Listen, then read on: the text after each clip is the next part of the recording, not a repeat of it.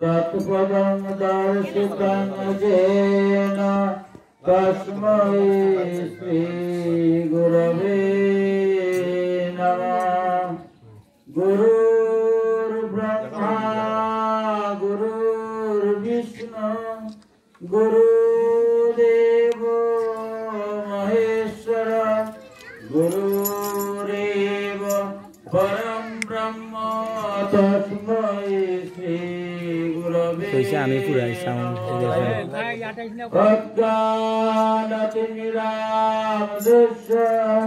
ज्ञानाञ्जनशलाकया चक्षुरुन्मीलितं येन तस्मै श्री गुरवे नमः।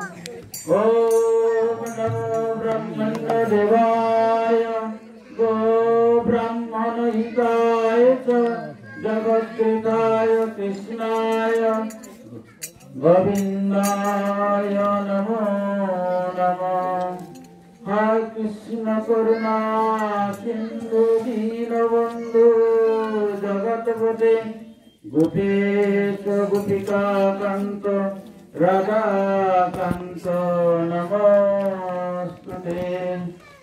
ओम नमः शिवाय शंकाय कर्णत्राय हेतवे वेदयामि तस्मानं तं गति परमेश्वर।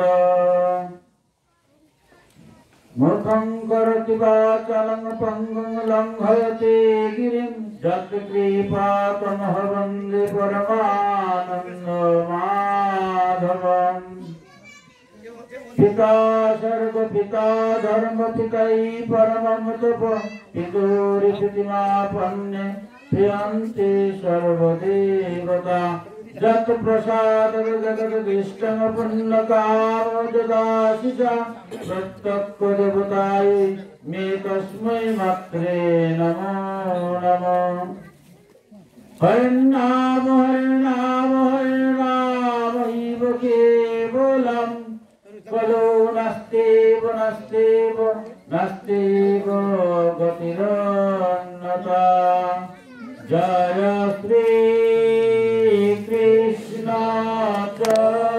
चैतन्य प्रभु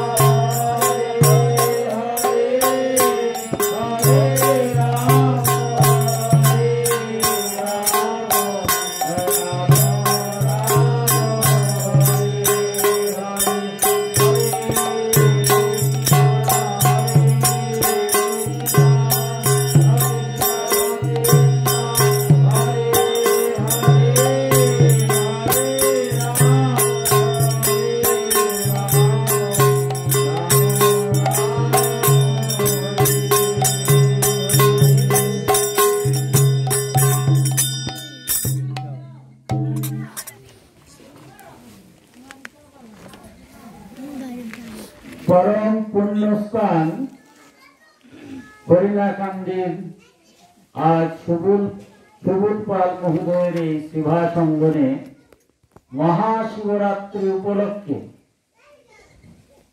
आमार विदग्ध যারা কীর্তনিয়া মণ্ডলী অত্যন্ত মধুরভাবে সকাল থেকে কীর্তন এখানে হচ্ছে, ভগবানের নামগুলো কীর্তন যেখানে হয় ভগবান সেখানে অবস্থান করছেন। তারই ধারাবাহিকতায় আজ শিবরাত্রি উপলক্ষে আজকের এই আলোচনা অনুষ্ঠানে উপস্থিত আমার পিতৃভ্য মাতৃমণ্ডলী, সূত্রীনারায়ণগণ, অগ্রজ অনুজ ভ্রাতা ভগ্নীগণ, আত্মজ্ঞানে সকলের শ্রীচরণে আমার প্রণতি জ্ঞাপন করছি। আমার মতো অধম ভক্তিহীন জ্ঞানহীন ভগবানের কথামৃত পাঠ করা, আলোচনা করার মতো আমার কোনো জ্ঞান নেই। আমি জানি সামান্য কিছু আলোচনা করতে গিয়ে আমার অনেক ভুল হবে, অনেক ভ্রান্তি হবে। অনেক জ্ঞানী গুণী ভক্তবৃন্দ এখানে উপস্থিত আছেন, আমার কথা শুনছেন। আমার এই ভুল ভ্রান্তিগুলো আপনারা অবশ্যই, আমি আপনাদেরই সন্তান, আমি আপনাদের ছোট ভাই, তাই ভুল ভ্রান্তিগুলা ছোট ভাই হিসাবে, সন্তান হিসাবে ক্ষমা সুন্দর দৃষ্টিতে দেখবেন। আমি ভগবানের কাছে প্রার্থনা করি আমার পিতৃতুল্য সুবোধচন্দ্র পাল মহোদয়কে, যে আজকে এত বয়সে তিনি সুস্থ শরীরে ভগবানের নামগুলো কীর্তন করার জন্য আয়োজন করেছেন। উনি আয়োজন করেছেন বিধায়িত ভক্তের পদগুলি এখানে পড়েছে। আমার মতো অধম আপনাদের পদগুলি নেওয়ার সুযোগ পেয়েছি।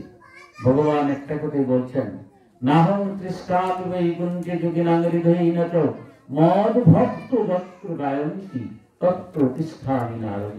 হে নারদ, আমি বৈকুণ্ঠে থাকি না, আমি যোগীদের হৃদয়ে অবস্থান করি না। আমার ভক্তগণ যেখানে আমার গুণ ও কীর্তন করে, আমি সেখানেই অবস্থান করি। তাই ভগবানের কথা মতোই ভগবান আজ ভক্তদের হৃদয়ে কেন অবস্থান করছেন। তাই আবারও আমি সকল ভক্তের চরণগুলি মাথায় নিয়ে আমি আলোচনায় প্রবেশ করছি। সনাতন ধর্ম বিশাল সমুদ্র বলল ভুল হবে, তার কুল কিনারা নেই। কারণ আমাদের প্রথম যে সনাতন ধর্ম অনাদিকালে সৃষ্টি হয়েছে, কখন সৃষ্টি হয়েছে সে ইতিহাস বলা যাবে না। তখন আমাদের সব শ্রুতিধর যারা ছিলেন, মুনি ঋষিরা, শ্রুতি এই নিজের মনের মধ্যে সমস্ত কিছু রাখতেন। পরবর্তী পর্যায়ে বেদভ্যাস এসে আমাদের সেই তত্ত্ব জ্ঞান ভান্ডারকে 4টি বেদে, ঋগ্বেদ, সামবেদ, যজুর্বেদ, অথর্ব বেদে লিপিবদ্ধ করেছেন। তারপরে এই বেদের উপর ভিত্তি করে 18টা পুরাণ, 4 লক্ষ শ্লোক 18টা পুরাণ, এরপরে 18টা উপপুরাণ, 108 খানা উপনিষদ, 20 খানা আপনার স্মৃতি আমাদের সমাজ চলার জন্য। এত বিশাল, মানে তার শেষ যদি কেউ পড়া শুরু করে তার জীবনে শেষ করতে পারবে না সনাতন ধর্মের সেই শাস্ত্রগুলো। সেই শাস্ত্রগুলোর মন্থন করে আমরা সনাতন ধর্মীরা 12 মাসে 13 পূজা করি। যখন দুর্গা পূজা হয় দুর্গা পূজা করি, যখন জন্মাষ্টমী হয় জন্মাষ্টমী করি, আর মহাচতুর্দশী, আজকের যে মাহিত্য, আজকের যে শুভ চতুর্দশী, সেই সম্পর্কে যাবো। তার আগে আমরা সনাতন ধর্মের একটু কথা বলে যাবো। কারণ কেন আমরা 12 মাসে 12 জনের পূজা করছি? তাহলে কি 12 জনের পূজা করছি না একজনকে পূজা করছি? আমার সনাতন ধর্ম কি বলছে? এই একটু কথা বলে আমি আজকের দিনের যে মাহিত্য, সেই মাহিত্যে আমি প্রবেশ করবো। সনাতন ধর্মের যত শাস্ত্র আছে সব শাস্ত্রই বেদকে ভিত্তি করে, আমরা বৈদিক বেদকে অনুসরণ করে ব্যক্ত হয়েছে। বেদে বলা হয়েছে একমেব অদ্বিতীয়ম, ঈশ্বর বলছেন আমি এক, আমার কোনো দ্বিতীয় নাই, অদ্বিতীয়, আমার কোনো দ্বিতীয় নাই। ভগবান যদি এক হন, তার যদি দ্বিতীয় হয় না, তাহলে আমরা বিভিন্ন দেবদেবী পূজা করছি কেন? এবার বেদই বলছে বিপ্রদা বহুদা বদন্তি, বিপ্রগণ জ্ঞানীগণ আমাকে বিভিন্ন রূপে বিভিন্ন ভাবে আমাকে ডাকে। ভক্ত যেভাবে ডাকে ভগবান সেই ডাককে গ্রহণ করে। এই অনাদিরাদি গোবিন্দ আমরা যদি দেখি, তখন সমস্ত বিশ্ব ব্রহ্মাণ্ড শেষ হয়ে যাবে, কেউ থাকবো না, আমিও থাকবো না, আপনিও থাকবো না। কারণ আমি এবং আপনার ভিতরে তো ভগবানের একটা অংশ আছে, আত্মার বিরাজ করছে। উনি আপনার ভগবানের একটা অংশ, আমিও, সবাই। এই জীবের যত জীব আছে প্রত্যেকটি ভগবানের একটা অংশ। কিন্তু একটা সময় দেখা যাবে সব ধ্বংস হয়ে যাবে। সমস্ত বিশ্ব ব্রহ্মাণ্ড কি হবে? জলের মধ্যে থাকবেন। যখন তিনি জলের মধ্যে থাকবেন তখন কি হবে? তখন যে তিনি হচ্ছেন, আমরা এই জলের মধ্যে থাকেন বিধায়ী, জলের আরেক নাম নারায়ণ বলি আমরা, তাকে আমরা পরম ব্রহ্ম বলছি। তিনি এক, একমেব অদ্বিতীয়। কিন্তু যখনই জগৎ সৃষ্টি করবেন তখন সেই নারায়ণই, সেই পরম ব্রহ্মই 3 রূপে তিনি আবির্ভূত হয়েছেন। ব্রহ্মা রূপে তিনি সৃষ্টি করছেন, দেবাদিদেব শিব রূপে তিনি ধ্বংসলীলায় আছেন, আর নিজের যে ব্রহ্মরূপ সেই নারায়ণ রূপটা বিষ্ণু রূপে তিনি জগৎকে পালন করছেন।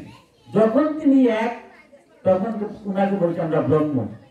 ব্রহ্ম তার তো কোনো আকারই নেই। ব্রহ্ম সর্বত্র বিরাজমান, সর্বত্র ব্রহ্ম আছেন। ব্রহ্মকে কি আকার দেওয়া যায়? যায় না। মুনি ঋষিরা সেই ব্রহ্মকে আমরা ওম প্রণব ধ্বনি দ্বারা উচ্চারণ করলেন, ওম ওম। ওই ওম থেকে ধীরে ধীরে আমরা তিনটা, যখন তিনি সৃষ্টি রূপে যান যে রূপটা, সেই রূপকে আমরা বলছি ব্রহ্মা। যখন তিনি ধ্বংসলীলায় যায় রুদ্র রূপ, তাকে বলছি আমরা দেবাদিদেব শিব। আর যখন বিষ্ণু রূপে তিনি যখন পালন করছেন, তখন তাকে বলছি আমরা বিষ্ণু। যার কারণে দেখবেন দেবাদিদেব মহাদেব তিনিও ধ্যান করছেন। কার ধ্যান করছেন? শিব পরম ব্রহ্ম। পরম ব্রহ্ম থেকে বিষ্ণু রূপে আসছেন, শিব রূপে আসছেন, ব্রহ্মা রূপে আসছেন। কিন্তু যখন তিনজন এক হয়ে যান, তখন কিন্তু এক হয়ে যায়। আমরা যারা ভক্ত, যখন যে রূপটা, সেই রূপটাকে আমরা এক এক ভক্তকে বলে রাখছেন। তাই আমার শ্রীমদ ভগবত গীতা থেকে শুরু করি। আমরা সেই সম্পর্কে কি বলছি? ভগবত গীতায় ভগবান শ্রীকৃষ্ণ কি বলছেন?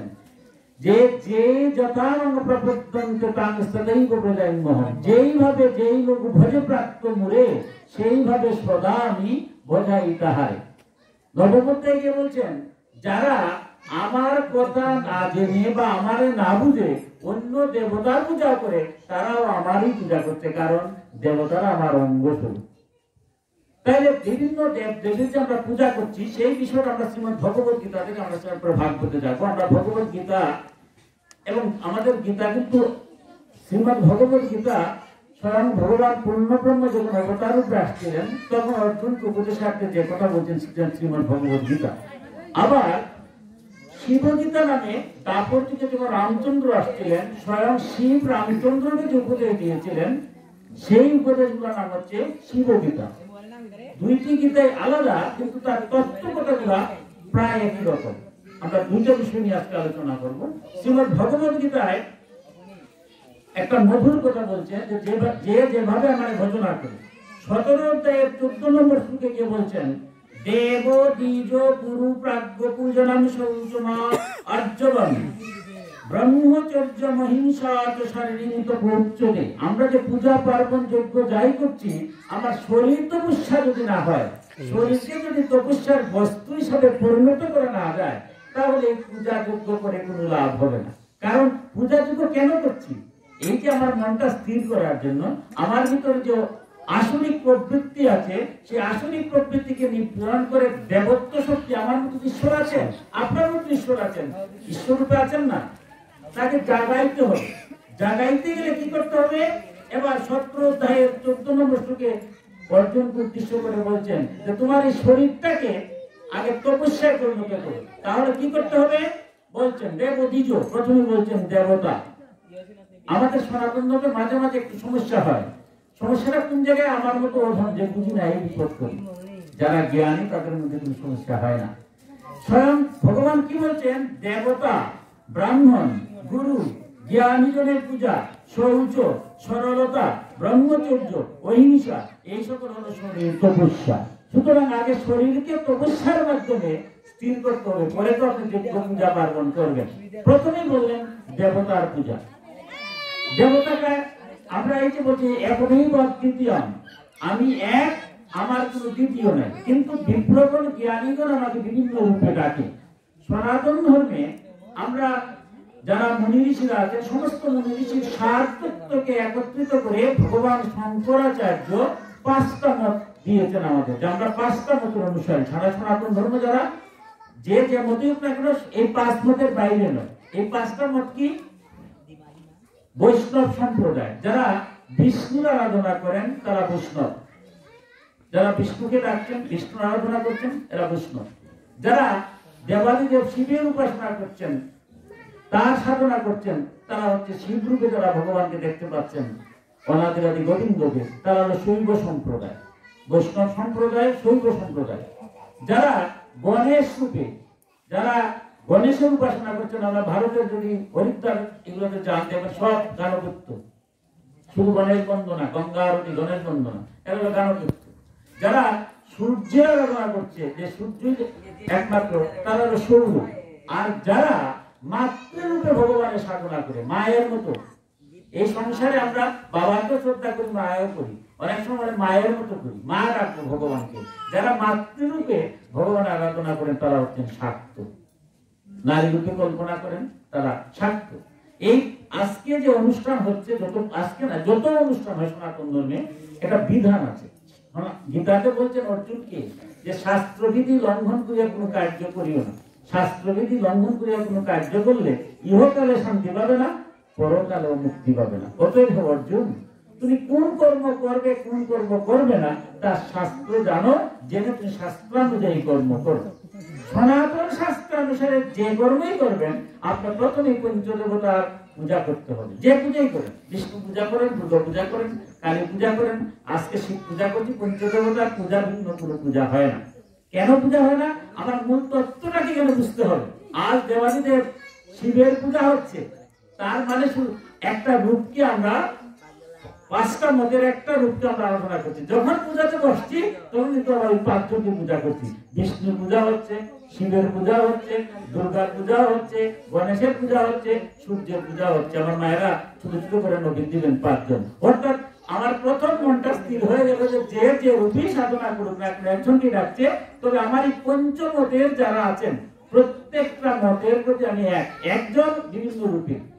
আমি শিক্ষকতা করি, আমি যদি এখন হরিণাকান্দিতে এসে বলি যে কৃষকের জন্য কিছু সার চাই, আমার এই শিক্ষকতার পরিচয় দিলে কি সার দিবে? আমাকে তখন কৃষক হতে হবে। আবার যদি বিকালবেলা হরিণাকান্দি বাজারে বসি ফার্মেসি দেবো, সেখানে ব্যবসা সমিতি কি সদস্য করবে? কৃষক হলে করবে না, ব্যবসায়ী হবো।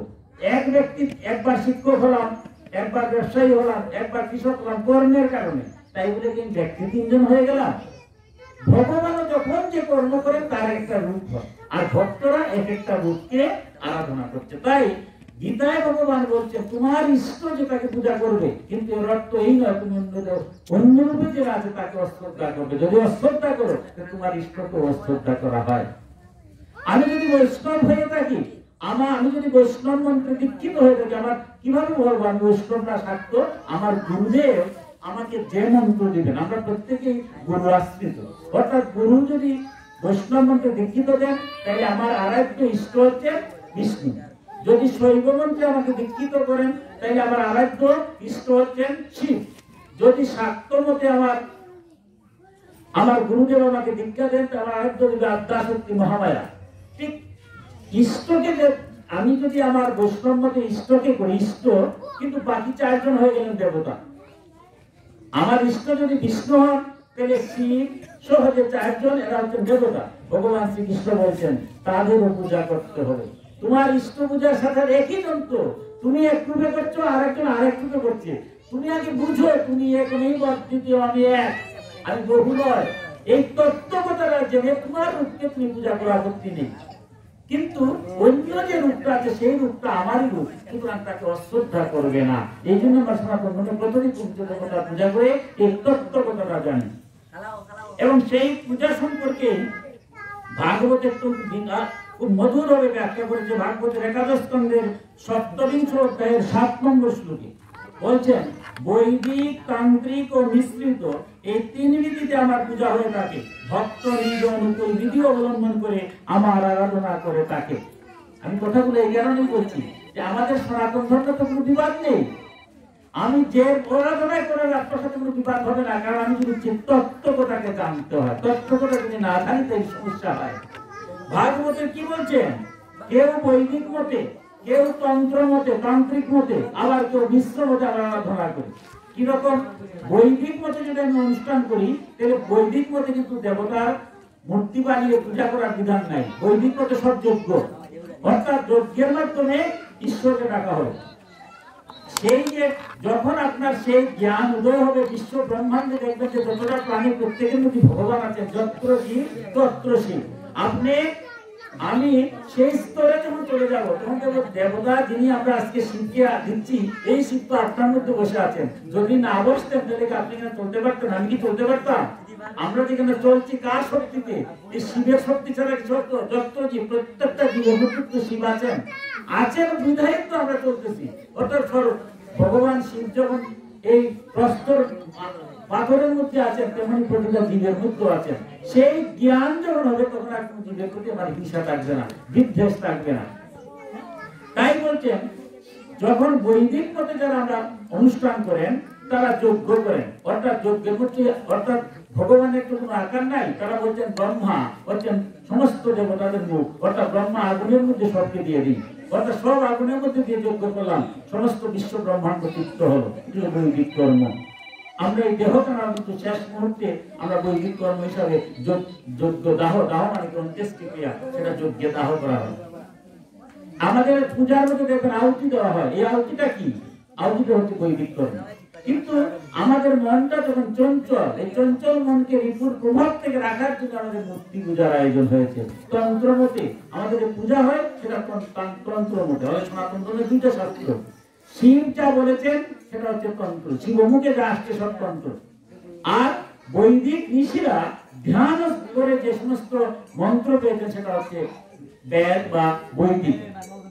বেদ, তন্ত্র এবং বৈদিক দুইটা আলাদা হলো, একটা একটা পরিপূরক, একটা ছাড়া একটা হয় না। আমরা পূজা অর্চনা যাই করি, তন্ত্র মতে পূজা করি, আবার বেদ অনুসারে আবার যজ্ঞ করি। এই কারণে বলছেন মিশ্রিত। আমরা এখন কেউ বৈদিক নয়, কেউ আবার তান্ত্রিক নয়, আমরা সবটা মিশ্রিত। আমরা ঠিক তেমনি ভাবে আমরা পুরাপুরি কেউ বৈষ্ণব নয়, কেউ পুরাপুরি কেউ শৈব নয়। কারণ যদি আপনি বিষ্ণুর আরাধনা করেন তাহলে তো শুধুমাত্র বিষ্ণুকে আরাধনা করবেন, অন্যরা শ্রদ্ধা করবেন, পূজা করবেন, কিন্তু সেভাবে তো করা সম্ভব হয় না। আমরা সব রূপকে আরাধনা করি। সনাতন ধর্মের আমরা প্রতিটা রূপের প্রতি আমরা মিশ্রিত। ভগবান ভাগবত বলছেন যারা মিশ্রিত সব মতেই করে। আজকে শিবরাত্রি শিবের উপাস করছেন, কালকে জন্মাষ্টমী জন্মাষ্টমী করবো, কিন্তু ঘুরে ঘুরে তো একজনকে করছি, ভগবান তো এক। তাই আমরা মিশ্রিত করে যেভাবে ভক্তরা এভাবে করে, অর্থাৎ আমার মনটা যাতে স্থির হয়। এক একটা সময় এক একটা রূপের মাধ্যমে আমার মনটা স্থির হয়, অর্থাৎ পরম আরাধ্যকে আমরা দেখতে পাই। তাই অত্যন্ত মধুর ভাবে আমি সেই তত্ত্বকথা, ভাগবতের সেই তত্ত্বকথা বলে আমরা আজকে তত্ত্বকথায় চলে যাব। ভাগবতের মাহিত্যের ৩য় অধ্যায়ের ২৩ নম্বর শ্লোকে বলছেন, ব্রহ্মাতু নাভি কমলাল তপন্নস্তং বেচিস্তপত নারায়ণাধি পুরুষ পরাত্মান নমস্তুতে। পরম পুরুষের নাভি কমল থেকে উৎপন্ন শ্রী ব্রহ্মা বললেন, আপনি নারদ তার জলসজ্জায় শয়ন করেন বলে নারায়ণ রূপে পরিচিত। আপনি সকলের আদি কারণ, তাই আপনি আদি পুরুষ। ব্রহ্মায় ভাগবতে গিয়ে ব্রহ্মা বলছেন যে সমস্ত বিশ্ব ব্রহ্মাণ্ড যখন ব্রহ্ম বিপ্লব হয়, সমস্ত বিশ্ব ব্রহ্মাণ্ড যখন লীন হয়ে যায়, তখন একমাত্র যে পুরুষ থাকেন তিনি হচ্ছেন ব্রহ্ম। তিনি জলের মধ্যে সাহিত্য থাকায় জলের আরেক নাম না, এর লেগে বলা হয় নারায়ণ। এই যে নারায়ণ রূপটা আমরা ব্রহ্মরূপ। নারায়ণকে বলা হচ্ছে দেবস্বদাস মুক্তিমণ্ডল মধ্যবর্তী নারায়ণ তুলসী দাসন সন্নিবিষ্ট গৌরবান্ব করকুণ্ডলমান কিরীটি হারিত পুরুষিত শঙ্খ চক্র গদাপদ্য। এই নারায়ণ, এই নারায়ণ যখন এই নারায়ণ আবার যখন বিশ্ব ব্রহ্মাণ্ড সৃষ্টির জন্য হয়, তখন তিনি ৩ ভাগে বিভক্ত হন। এই ৩ ভাগটা কি সেটাও আবার ভাগবতের ২য় অধ্যায়ের ৬ষ্ঠ অধ্যায়ের ৩০ এবং ৩১ নম্বর শ্লোকে খুব মধুরভাবে বলছেন, নারায়ণে ভগবতী তদিতং বিশ্বমাহিতং গৃহীত মায়ুগুণ সদার গুণ গুণস্তত সৃজামি তন্নযুক্তহম হরুহরৌতি তচ্ছ বিশ্বং পুরুষ রূপেণ পরিণতি শক্তিদিক। নারদকে উদ্দেশ্য করে এবার বলছেন, হে নারদ, ভগবান স্বয়ং ত্রিগুণাতীত হয়েও বিশ্বের সৃষ্টি স্থিতি ও লয় করবার জন্য মায়ার দ্বারা বিভিন্ন গুণ স্বীকার করে নেন। তিনি ত্রিগুণাতীত, তারপরেও সৃষ্টি স্থিতি এবং ধ্বংসের জন্য তিনি ৩টি রূপ গ্রহণ করেন। পরমেশ্বর ভগবান নারায়ণই এই বিশ্বে অধিষ্ঠিত। তারই প্রেরণায় আমি অর্থাৎ ব্রহ্মা এই বিশ্ব সংসার সৃষ্টি করি। তারই অধীন হয়ে হর অর্থাৎ শিব এই বিশ্ব সংহার করেন, এবং তিনি স্বয়ং বিষ্ণু রূপে এই সৃষ্টির পালন করেন, কারণ তিনি সত্য, রজ এবং তম এই ৩ শক্তি স্বীকার করে নিয়েছেন। তাহলে সনাতন ধর্মে যখন নারায়ণ বা ব্রহ্মরূপ, তখন তিনি এক।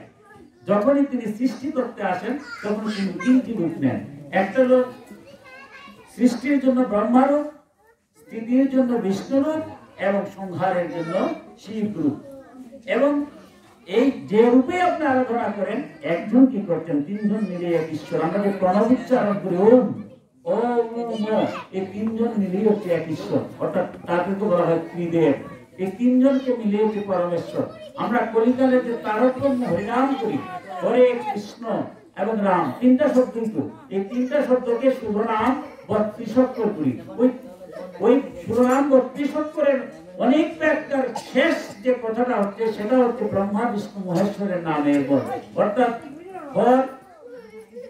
হর মানে দেবাদিদেব শিব, কৃষ্ণ ধাতুর সাথে ভাবপ্রত্যয় হচ্ছে কৃষ্ণ, অর্থাৎ ব্রহ্মারূপে কৃষ্ণকে কেন বোঝানো হয়েছে, ব্রহ্মা রময়তি রাম, ব্রহ্মাকে তিনি রমণ করেন, অর্থাৎ কে, স্বয়ং বিষ্ণু। অর্থাৎ ব্রহ্মা বিষ্ণু মহেশ্বরের এই নামটি হচ্ছে তার ব্রহ্ম নাম।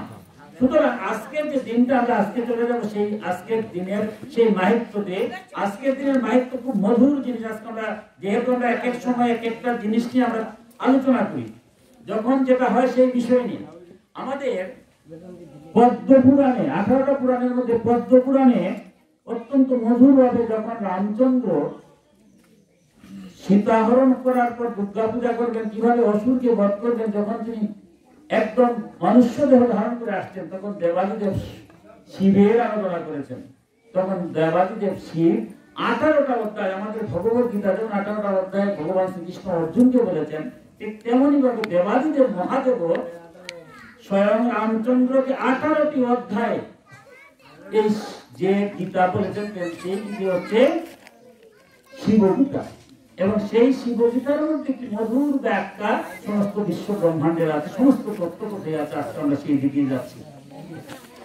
একবার আমাদের সনাতন ধর্মের যে তত্ত্বকথাগুলো আছে, যেমন আমার শ্রীমদ ভগবত গীতা, তার মাহিত্য যেমন সবার শেষে লেখা বৈষ্ণবীয় তন্ত্রে, তন্ত্র সমস্ত শিবের কথা, সমস্ত তত্ত্বকথাগুলো দেবাদিদেব শিব বলেছেন, আর পার্বতী শ্রবণ করেছেন, স্বয়ং বিষ্ণু তা সমর্থন করেছেন। একবার পার্বতী দেবাদিদেব মহাদেবকে প্রশ্ন করছেন যে, হে দেবাদিদেব, আপনার এই সংসারে যারা সংসারের জীব, তারা তো ধর্ম, অর্থ, কাম এবং মুক্তি চারটাই চায়। আমরা যারা সংসারী জীব, আমরা অর্থ চাই না, এই কথা সনাতন ধর্মে বলে নাই। যারা সংসার ত্যাগী, তারা অর্থের প্রয়োজন নেই, তারা সন্ন্যাসী। কিন্তু সনাতন ধর্মে সংসারী যারা, চারটা আশ্রম, ব্রহ্মচর্য, গারস্থ, বানপ্রস্থ এবং সন্ন্যাস। সনাতন ধর্মে আমাদের ভগবত গীতায় অর্জুন বারবার প্রশ্ন করেছে, ভগবান বলছেন যে তুই সংসার ত্যাগ করে গিয়ে লাভ নেই, আমাকে পাবে কিন্তু এটা কঠিন। তুমি সংসার ত্যাগ করবে, অথচ মনের মধ্যে কাম, ক্রোধ এগুলো থেকে যাবে, কামনা বাসনা থাকবে, মহাসংকট হবে, মহাবিপদ হবে, সব অংশে ধ্বংস হবে। তাই মহাপ্রভু কলিকালে সন্ন্যাসী নিষিদ্ধ করেছেন। তাই সংসারে থেকে সকল কর্মের মধ্যে আমাকে ডাকবে। যে আপনারা ভক্ত, সকল কর্মের মধ্য দিয়ে আপনাকে ডাকছেন ভগবান শ্রীকৃষ্ণকে বলছেন শ্রেষ্ঠ ভক্ত। তাই এবার পার্বতী বলছেন, তুমি তো ধর্ম, অর্থ, কাম, মোক্ষ চারটাই তো লাভ করতে হবে মনুষ্য জন্ম। তুমি কোন ব্রত অথবা কি করলে সবচেয়ে বেশি খুশি হও? তুমি যদি জগতের জীবের প্রতি খুশি হয়ে যাও, তাহলে জীবের জগৎ সব খুশি হয়ে যাবে। তুমি আমাকে কৃপা করে সেই তত্ত্বকথাটা বলো যে তুমি কিভাবে খুশি হও। এই জগতে যারা গিয়েছে, মনুষ্য জন্ম ধারণ করেছে, তারা কিভাবে ধর্ম, অর্থ, কাম, মোক্ষ থেকে মুক্তি লাভ করবে। এই কথা বলার পরে দেবাদিদেব মহাদেব সেই বক্তব্য শুরু করলেন। এবার বলছেন, হে পার্বতী, তাহলে তুমি শ্রবণ করো। এই সংসারে আমাকে যারা আরাধনা করে, আমার মধ্য দিয়ে যারা পরম ব্রহ্মকে পাওয়ার চেষ্টা করে, তার অনেক পথ আছে। তার মধ্যে একটা পথ হচ্ছে ফাল্গুন মাসের যে কৃষ্ণা চতুর্দশী তিথি যে রাত্রি, সেই রাত্রিতে অত্যন্ত পবিত্রতম রাত্রি, সেই রাত্রিতে উপলক্ষে যদি কেউ উপবাস করে, রাত্রি জাগরণ করে, অর্থাৎ সূর্যাস্তের পরে আমরা 4টা প্রহর থেকে যায়, ওই 4টা প্রহরে যদি আমার 4টা প্রহরে কিন্তু আমাদের পূজা হওয়ার বিধান, আমরা পারি না পূজা করছি না, কিন্তু বিধান হচ্ছে 4টা প্রহরে, সন্ধ্যার পরে যে প্রহরগুলো শুরু হয়, 8 প্রহর তো, 4 প্রহর সূর্যাস্তের আগে, 4 প্রহর সূর্যাস্তের পরে। প্রথম প্রহরে দুগ্ধ দ্বারা, দ্বিতীয় প্রহরে দধি দ্বারা, তৃতীয় প্রহরে ঘৃত দ্বারা, চতুর্থ প্রহরে মধু দ্বারা আমার পূজা করে আমার একটু জল দে, একটু বেল্লপত্র দে, তার ইহকালে শান্তি হয় এবং পরকালে আমার শ্রীচরণ লাভ করে। এবার দেবাদিদেব যখন বলছেন যে আমার যদি শুধু উপবাস ওই দিন ওই তিথিতে কেউ যদি উপবাস করে, আমি বড় সারাটা জীবন মানুষ তো খাওয়া দাওয়াই করবে, ঠিক আছে, একটা দিন যদি আমার জন্য একটা এই তিথিতে উপবাসটা করে এবং সে যদি আমার একনিষ্ঠ ভক্ত হয়ে আমাকে একটু জল, সামান্য একটু জল, আমি যে একটু খুশি হই, বেল্লপত্রে খুশি, এই সংসারে একচেয়ে বেশি খুশি আমি আর কিছুতেই হই না। ভক্ত যদি ভক্তি করে আমাকে একটু জল দেয়, একটু বেল্লপত্র দেয়, তাতেই আমি খুশি। এবার দেবী বলছেন যে রাহাবে, তুমি এত সহজ একটা কথা বলছো, তোমাকে ওই তিথিতে একটু বেল্লপত্র একটু জল দিলেই তুমি তার ধর্ম কামমুক্ত চারটে লাভ করে। এটা কিরকম সম্ভব? মানুষ সারাটা জীবন তপস্যা করতে করতে তোমার দেখা পায় না, পরম ব্রহ্মের দেখা পায় না, আর তুমি বলছো ওই দিন যদি আর কিছু না করে শুধু একটু উপবাস থাকে আর আমাকে যদি একটু জল ও তুলসী পত্র দেয়, তাতেই আমার তার মৃত্যু লাভ হয়। এটা আমাদের কিছু আপনি একটু সবিস্তার এটা ব্যাখ্যা করুন। তখন দেবাদিদেব বলছেন, পার্বতী তাহলে তুমি শ্রবণ করো। আমি বলছি এই তিথিতে এক সময় বানারসিতে অর্থাৎ কাশীতে এক ব্যাধ ছিল। দেবাদিদেব কিন্তু পুরাণে মধুরভাবে ব্যাখ্যা করেছেন যে এক ব্যাধ ছিল অতি অনাদিকালে। ব্যাধের কর্ম তো তার পশু হত্যা করা, সেই পশু হত্যা করে সে তার জীবন যাপন করে সারাটা জীবনই পাপ কার্যে লিপ্ত থাকে, অনেক কিছু করেছে জীবনে, ভগবানকে ডাকার সময় তার জীবনে হয় নাই। একবার গিয়েছে বনে, পশু পায় নাই, বা দু একটা পশু শেষ মুহূর্তে পেয়েছে, সূর্যাস্ত হয়েছে, বাড়ি থেকে অনেক দূর, পথের মধ্যে বিভিন্ন ভয়, আগে তো অনেক জীবজন্তু ছিল যাওয়ার মতো নাই, তখন সে ভাবলো সন্ধ্যা হয়ে গেল, তাহলে কি করবে, এখন তো বাড়িতে যাওয়া যাবে না, তাই সে জানে না, অজান্তে, দেখুন ভগবানের কি কৃপা, আমাদের যে ঘটনাটা ঘটছে তিনি অজান্তে, সে জানতো না, সে একটা গাছের মধ্যে রাত্রি যাপনের জন্য রাত্রে একটা গাছের মধ্যে সে উঠে গেল, উঠে গেল যাতে বাঘ টাক সহজা তাকে না মারতে পারে। যখন সে গাছে উঠেছে, রাত্রি হয়েছে, ভয়ঙ্কর প্রাণীগুলো হুঙ্কার দিচ্ছে, তার ভয়ে একদম সে আকুল হয়ে কাঁদছে। সে যে কাঁদছে, সেও ভগবানকে ডেকে, সে তো আর ভক্ত না, ভগবানকে ডাকছে না, সে ভয়েই কাঁদছে। ভয়ে কাঁদতে কাঁদতে কি হলো, ভয়ে যখন হয় আমরা কাঁদি, তখন চোখের জল অনবরত করতে থাকে, তাই তখন তার চোখের জল অনবরত করতে আছে। আর সে যে বৃক্ষের মধ্যে উঠেছে সেটা ছিল একটা বেল বৃক্ষ, বেল গাছ। সেই বেল গাছের পাতার মধ্যে তার নয়নের জল ধীরে ধীরে পড়ছে, পরে পরে একটা পাতা মাঝে মাঝে দেখেন, এই মাসে যখন বেল পাতা হয় মাঝে মাঝে অনেক পাতাগুলা ঝরে যাওয়ার মতো অবস্থান হয়। এইভাবে একটা পাতার মধ্যে জল পড়ে পড়ে ওই গাছের নিচে একটা শিবলিঙ্গ ছিল, ওই শিবলিঙ্গের মধ্যে পড়েছে। এবার দেবাদিদেব বলছে, যখনই আমার মাথার মধ্যে একটা জল মিশ্রিত বেল পাতা পড়েছে, সাথে সাথে আমি সেখানে আবির্ভূত হই। আমার ভক্ত জেনে কিংবা না জেনে যদি আমাকে যদি একটু জল মিশ্রিত বেল্লপত্র দেয়, আমি খুশি, সাথে সাথে আমি কেন জাগ্রত হলাম, দেখলাম যে মহাপাপী সে তার নয়নের জল মিশ্রিত দিয়ে আমার পূজা করেছে। সুতরাং সে জেনে কিংবা না জেনে আমার যেহেতু ওই তিথিতে আমাকে একটু জল দিয়েছে, আমি সাথে সাথে তার সমস্ত পাপ থেকে তাকে মুক্তি দিয়ে দিলাম। পরের দিন যখন মুক্ত হয়ে গেল, আমরা যতই বলি জ্ঞানের যদি উদয় হয়, তখন আপনার দেখবেন কিছুই আর লাগবে না। অজ্ঞানের যখন উদয় হয় তখন আমরা কিছুই করি, যা কিছু করছি কি জ্ঞানের উদয়ের জন্য। তার যখন জ্ঞানের উদয় হলো, শিবের কৃপা হলো, পরের দিন ঘুম থেকে উঠে বাড়িতে গিয়েছে, এখানে গিয়ে দেখে যে একজন অতিথি আসছেন, সে নিজের খাবারটা না দিয়ে ওই দিন দিয়ে দিল। দেবাদিদেব সুখ বলছেন, দেখো সে তার মধ্যে যে মনুষ্যত্বের বিকাশ আসছে, অতীত রূপে নারায়ণ আসেন, সুতরাং অতীতকে তার নিজের খাবার না দিয়ে দিল, সে অজান্তে আমার পালনটা করে ফেলল। আমরা যখন পালন করি, পরের দিন একজন অতীত সেবা করার নিয়ম বিধান আছে, একজনকে পারবে, সে অতীত সেবা করলো, সে আমার শিবরাত্রি পূজা হলো। অতএব এরপর থেকে সে দিব্য জ্ঞানের উদয় হলো, সে সংসারে ছিল, সংসারে যেহেতু অর্থের প্রয়োজন আছে, সে অর্থ ইনকাম করে সে ধর্মপতি, ধর্ম অর্থ কাম সমস্ত কিছু করে সে যখন মৃত্যুকালে গেল তখন সে দুঃখ লাভ করবে। মৃত্যুর সময় যখন হলো, এবার যমরাজা কি করলেন, তার তো জীবন অনেক পাপ করেছে জন্ম জন্মান্তরে, তার যমদূতগুলোকে পাঠিয়ে দিলেন। এদিকে আমার যারা চর, শিবের যারা অনুচর, যেহেতু এরা শিবভক্ত মুখ্য লাভ শিব দিয়েছেন, তার মৃত্যু করে তো শিবভক্তরা গিয়েছে, শিবের অনুচররা গিয়েছে, তারা গিয়ে তাকে নিয়ে আসবে। এমন সময় যমদূতরা তাকে বাধা দেবে। বাধা দেওয়ার পরে যমদূতরা তো আর শিবদূতের সাথে পারবে না, যুদ্ধ করে তাদেরকে বিতরণ করে তারা নিয়ে গেল। যমরাজের কাছে গিয়ে যখন বললো, যমরাজ তো প্রচন্ড রাগ করলো। এটা কিরকম কথা? এই বিশ্ব ব্রহ্মাণ্ডটা একটা নিয়মের মধ্যে চলে।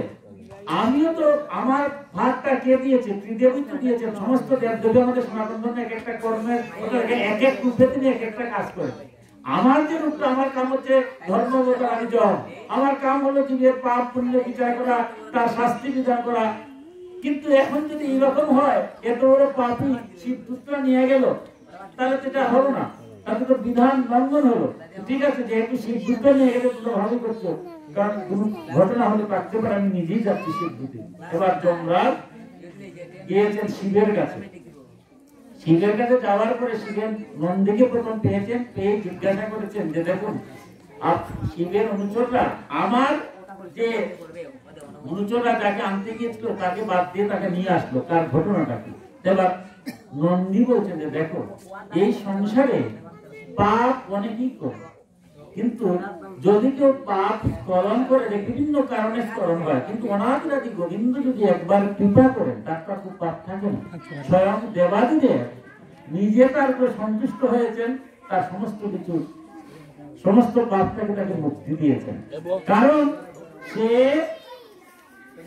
ফাল্গুন মাসে যে চতুর্দশী তিথিতে ছিল, সেই তিথিতে সে নয়ন জল দিয়ে পূজা করেছে।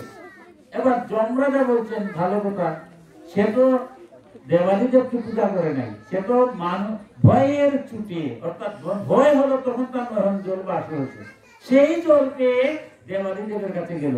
তাহলে তো সে তো দেবাদিদেবের নাম বলে দিল না। আচ্ছা দেখুন তো, আমাকে একজন এনে দিল, আমি তো তাল মিস্ত্রি চিনি না বা জানি না, জীবনে নাম শুনছি না, আমি না জেনে যদি তাল মিস্ত্রিটা মুখে দিই, আমার কি মিষ্টি লাগবে না? এটাকে আমার জানার প্রয়োজন আছে? আমি না জানলেও মিষ্টি লাগবে। বীজ যত জাতেরই হোক, আমি যদি জানি না, সেটা যদি আমি মুখে দিই, আমার মৃত্যু অবধারিত হবে।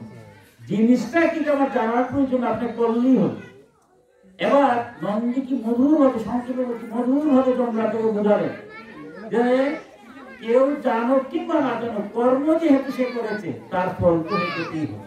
কেউ যদি, আমরা বলি না যেভাবেই হোক, আপনি যদি ভগবানের নাম নেন, জেনেই নেন কিংবা না জেনেই নেন, নেওয়ার সাথে সাথে আপনার ফল নিশ্চয়ই পাবেন। কারণ এখনো চড়ক পূজাতে যে বর্ষি গাঁথা হয়, মন্ত্ররা বলে, এখনো তো কোনো বিজ্ঞান কি বলতে পারছে এগুলো মিথ্যা? এখনো বলতে পারে নাই। আমাদের সনাতন ধর্মের যে কতগুলো রহস্য, এগুলো এখনো বিজ্ঞান সেগুলো স্বীকার করে নিচ্ছে। তাই সে যেহেতু দিয়েছে, আজকে তুমি দেখে রাখো, কেউ জেনে কিংবা না জেনে, ওই তিথিতে যদি উপবাস থেকে দেবাদিদেব শিবের শিবলিঙ্গে অথবা শিবের নামে সরোবরে জলে যদি একটা বেল্লপত্র দেয়, তাহলে তুমি যমরাজ কখনো তাকে আনতে দিও না। সেটা হলো শিববাক্য। এই তত্ত্বকথা যখন পার্বতীকে বলছেন, পার্বতী তো আদ্যা শক্তি মহামায়া, তিনি জগতের মাতা। তিনি চিন্তা করলেন সব গোনার, এর চেয়ে তো সহজ উপায় নাই। আমাদের যেমন অন্নপূর্ণা, আমরা যারা পুরীতে গিয়েছেন, অন্নপূর্ণার ঘটনাটা কি, উনিও কিন্তু সেই বিষ্ণুর প্রসাদ শিব আর নারদ পেয়েছিলেন প্রথম, আর উনি পেতে গেলে কি করলেন, জগৎকে খাওয়াবেন বলে তিনি নিজেরা রন্ধন করে খাওয়ান। এখনো কিন্তু আমাদের যারা পুরীতে গেছে, আপনাদের কৃপায় আমি গিয়েছিলাম আমার মাকে নিয়ে, পুরীতে এখনো ড্যাগের উপরে ড্যাগ, এখানে ভিত্তি ঢুকা যায় না, কারণ বিভিন্ন পবিত্রতার কারণে। আপনারা ইউটিউবে চার্জ দিলে পাওয়া যায়। এখনো একটার পর একটা, একটার পর একটা 7-8টা ড্যাগ দিয়ে আগুন দিয়ে তারা বেরিয়ে আসে। আধা ঘন্টা পরে দেখা যায় শুরু উপরটাই হয়ে গেছে আগে।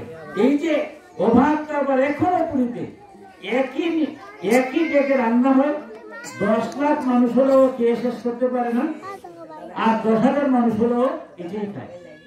যেটুকু আমরা প্রতিদিন তাই হোক, যতগুলো মানুষ হলে সবাই প্রসাদ পায়। কি অভাব, যারা গিয়েছেন দেখতে পারবেন কি আশ্চর্য লীলা।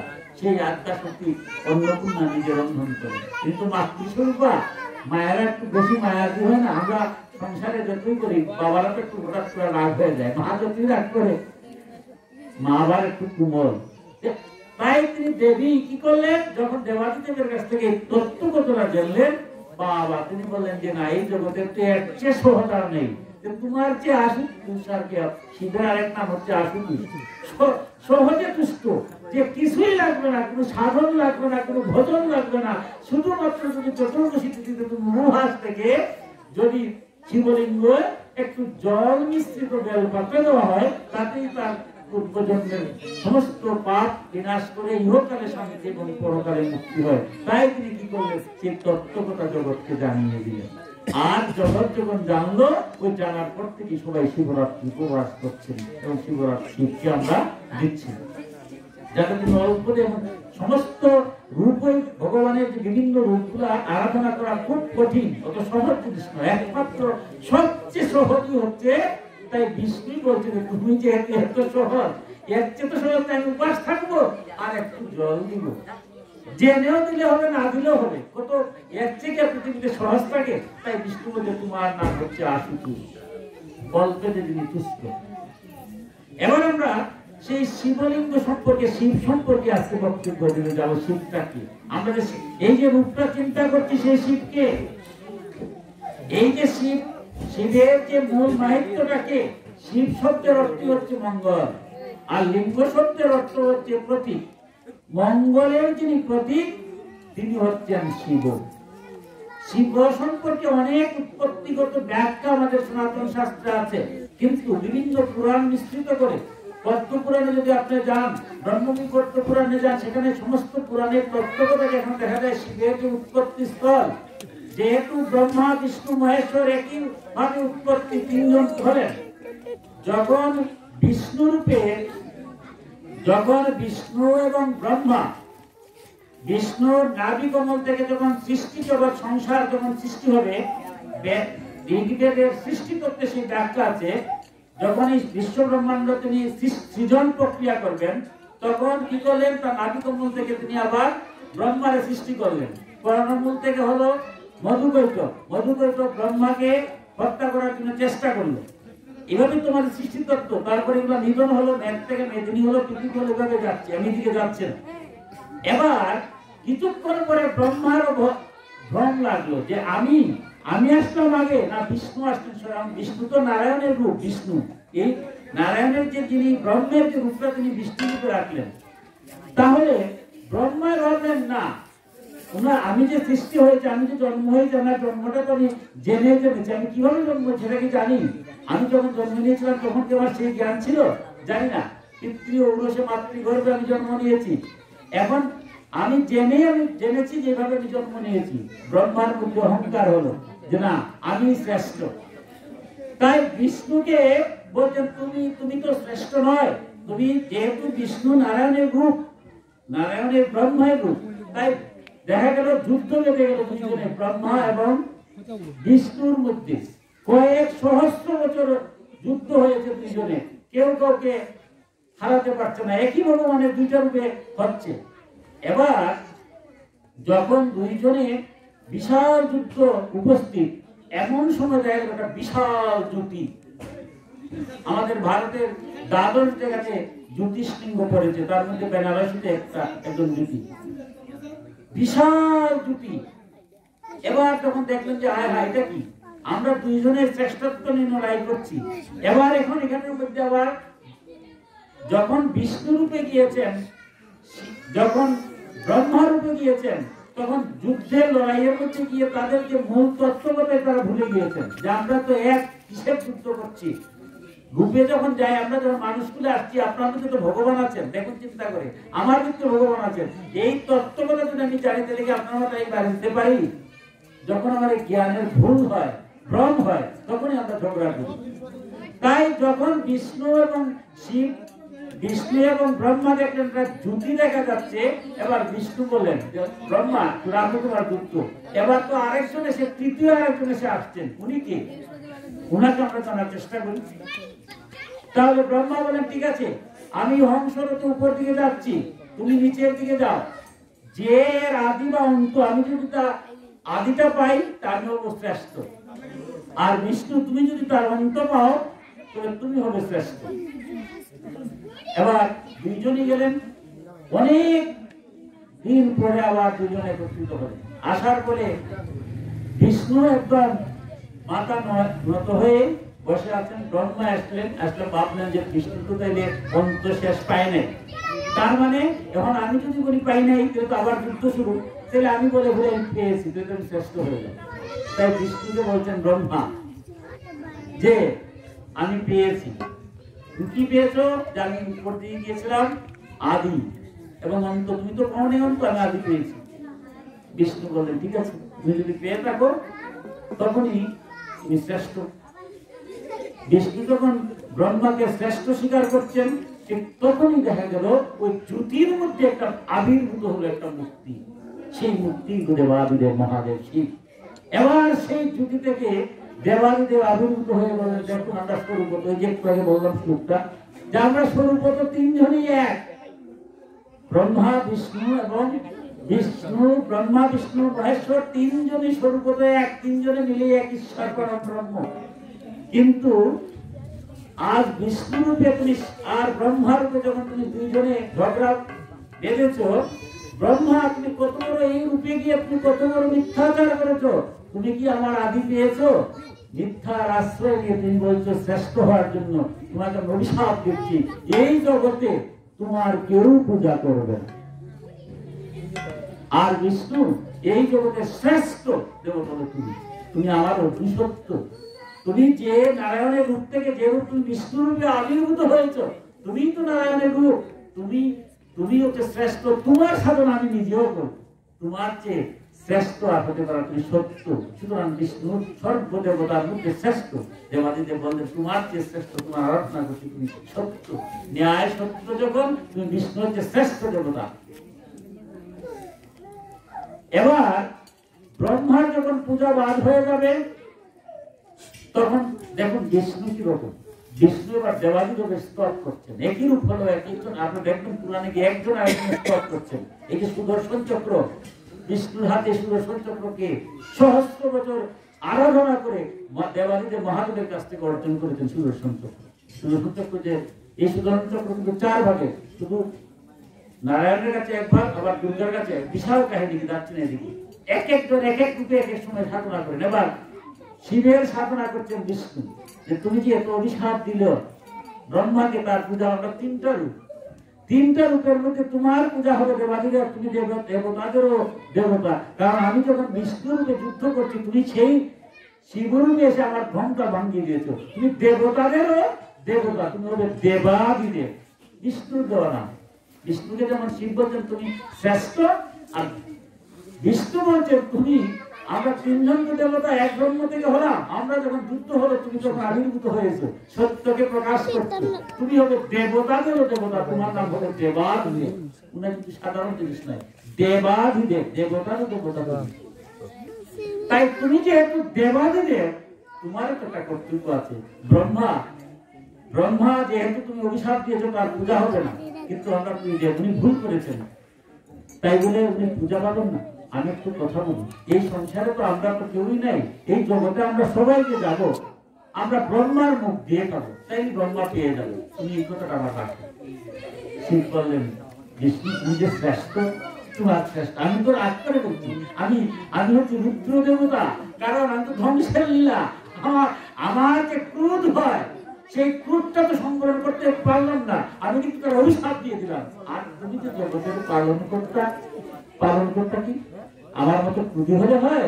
তুমি তো বিষ্ণু, পরম বৈষ্ণব, তুমি বিষ্ণু, তোমার রূপে আমি আরাধনা করবো। পরম বৈষ্ণব কিন্তু একমাত্র শিব ভিন্ন আর কেউ নাই, বিষ্ণুর আরাধনা শিব ভিন্ন আর কেউ করে নেই। তাই বলছে তুমি এই যে আজকে যে ক্ষমা মহৎগুণ, আমি তো তাকে অভিশাপ দিলাম, আর তুমি এসে আমার স্তব করে বলছো যে যে এ দেবতা যা কিছু গ্রহণ করবে সংসারে তারা যেন ব্রহ্মাকে দান করে, আর ব্রহ্মার মুখ দিয়ে যেন আমরা গ্রহণ করি, তাই তো ব্রহ্মার পূজা হয়ে যাবে। ব্রহ্মা আলাদা পূজা লাগবে না, যজ্ঞ যখন করবেন, আহুতি যখন করবেন, তখন যে আমাদের পুরোহিতরা কি কেন মন্ত্র আছে, মন্ত্র বলে এই এমনি কিন্তু পূজা হয় না, কিন্তু সব পূজা আবার আহুতি ছাড়া হয় না। যা কিছু দিবেন দেবতার নামে ব্রহ্মার কাছে দিতে হবে, আর ব্রহ্মার কাছে দিলে তো ব্রহ্মা পেয়ে যাবে। এবার বিষ্ণুর এই যে চিন্তা ভাবনা দেখে দেবাদিদেব বলছেন, তোমার আরাধনা যদি আমি না করি আর কে করবে? তুমি আমার আরাধনা করবে, তোমার আরাধনা আমি করবো, তোমার চেয়ে শ্রেষ্ঠ কে আছে এই সংসারে? তুমি কিরকম জগৎকে পালন করছো, তোমার চিন্তা, তোমার ভাবনা। এবার শিব বিষ্ণু স্তব শুরু করেছেন। সন্তুষ্ট হয়ে বিষ্ণু বলছেন যে এই সংসারে তোমার চেয়ে বিষ্ণু ভক্ত আর কেউ হবে না। তুমি যে স্তব করছো, এই জগতে পরম বৈষ্ণব নামে তুমি পরিচিত হবে। পরম বৈষ্ণব আর কেউ না, এই সংসারে কেউ পরম বৈষ্ণব হতে পারে না, দেবাদিদেব শিব ভিন্ন। তাই আমাদের কি হলো, ব্রহ্মাকে আমরা কিন্তু পূজা করি না, কিন্তু যত আহুতি দেওয়া হয় সব আহুতিতে কিন্তু বিষ্ণুর কথা মতো আমরা তার মুখ দিয়েই আমরা করে থাকি। এবার দেখুন, আমরা বেলাও চলে যাচ্ছি, দেবাদিদেব শিবের তিনজনের কিন্তু রূপ আলাদা আলাদা। বিষ্ণুর রূপ একরকম, ব্রহ্মার রূপ, ব্রহ্মার কিন্তু আমরা রূপ দেখি না। ব্রহ্মা তো আমরা আহুতি দেই, এই আহুতির মধ্যে দিয়ে সমস্ত জগতে যা কিছু হয় সব ব্রহ্মার কাছে দিই আমরা। কিন্তু আমরা যে বৈদিক মতে যা কিছু হয়, বৈদিক মতে যা কিছু হয়, তান্ত্রিক মতে যে পূজা অর্চনা হয়, সবার শেষে আর আহুতি দেওয়া হয়। এই যে আহুতিটা মানে কি? ব্রহ্মাকে স্মরণ করে সব তাকে সঞ্চয় করা।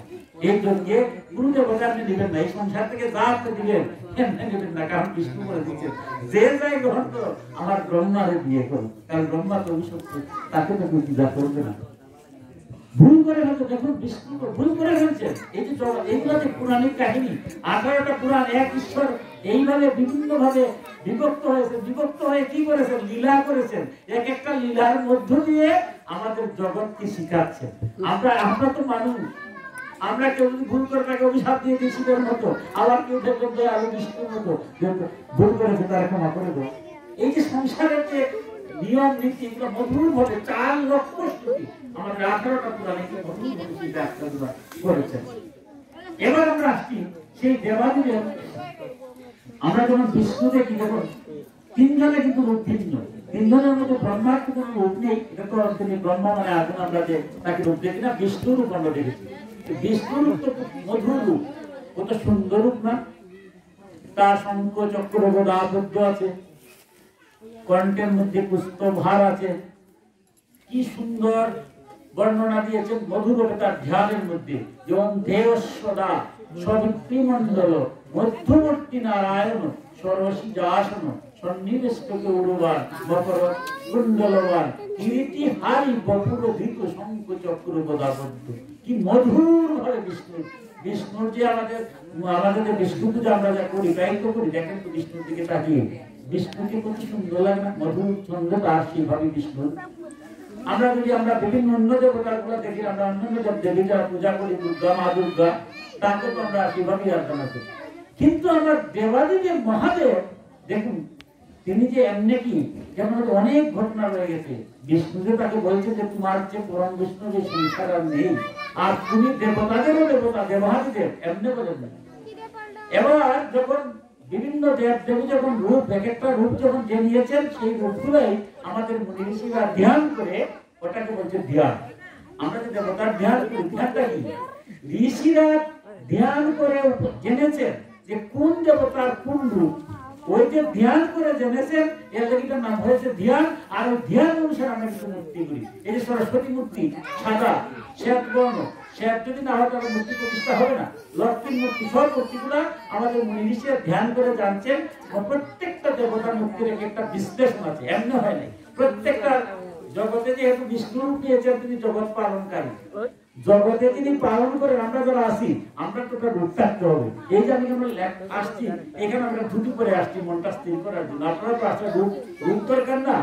আমরা প্রত্যেকেরই তো রূপ। বিষ্ণু যেহেতু পালন করছেন, বলছেন আমি পালন করতে পারবো, জগৎকে পালন করবো, আমি বিভিন্ন রূপে সাজাবো। আমার নিজের রূপ কত সুন্দর হতে হবে। আমি একজনকে উপদেশ দেবো, আমি নিজেই যদি ঠিক না হতে উপদেশ হয়। বিষ্ণু তার রূপ নিয়েছেন। এবার শিব কেন রূপ নিলেন? শিবের কি রূপের অভাব ছিল? শিবের রূপটা কিরকম দেখেন তো দেখি।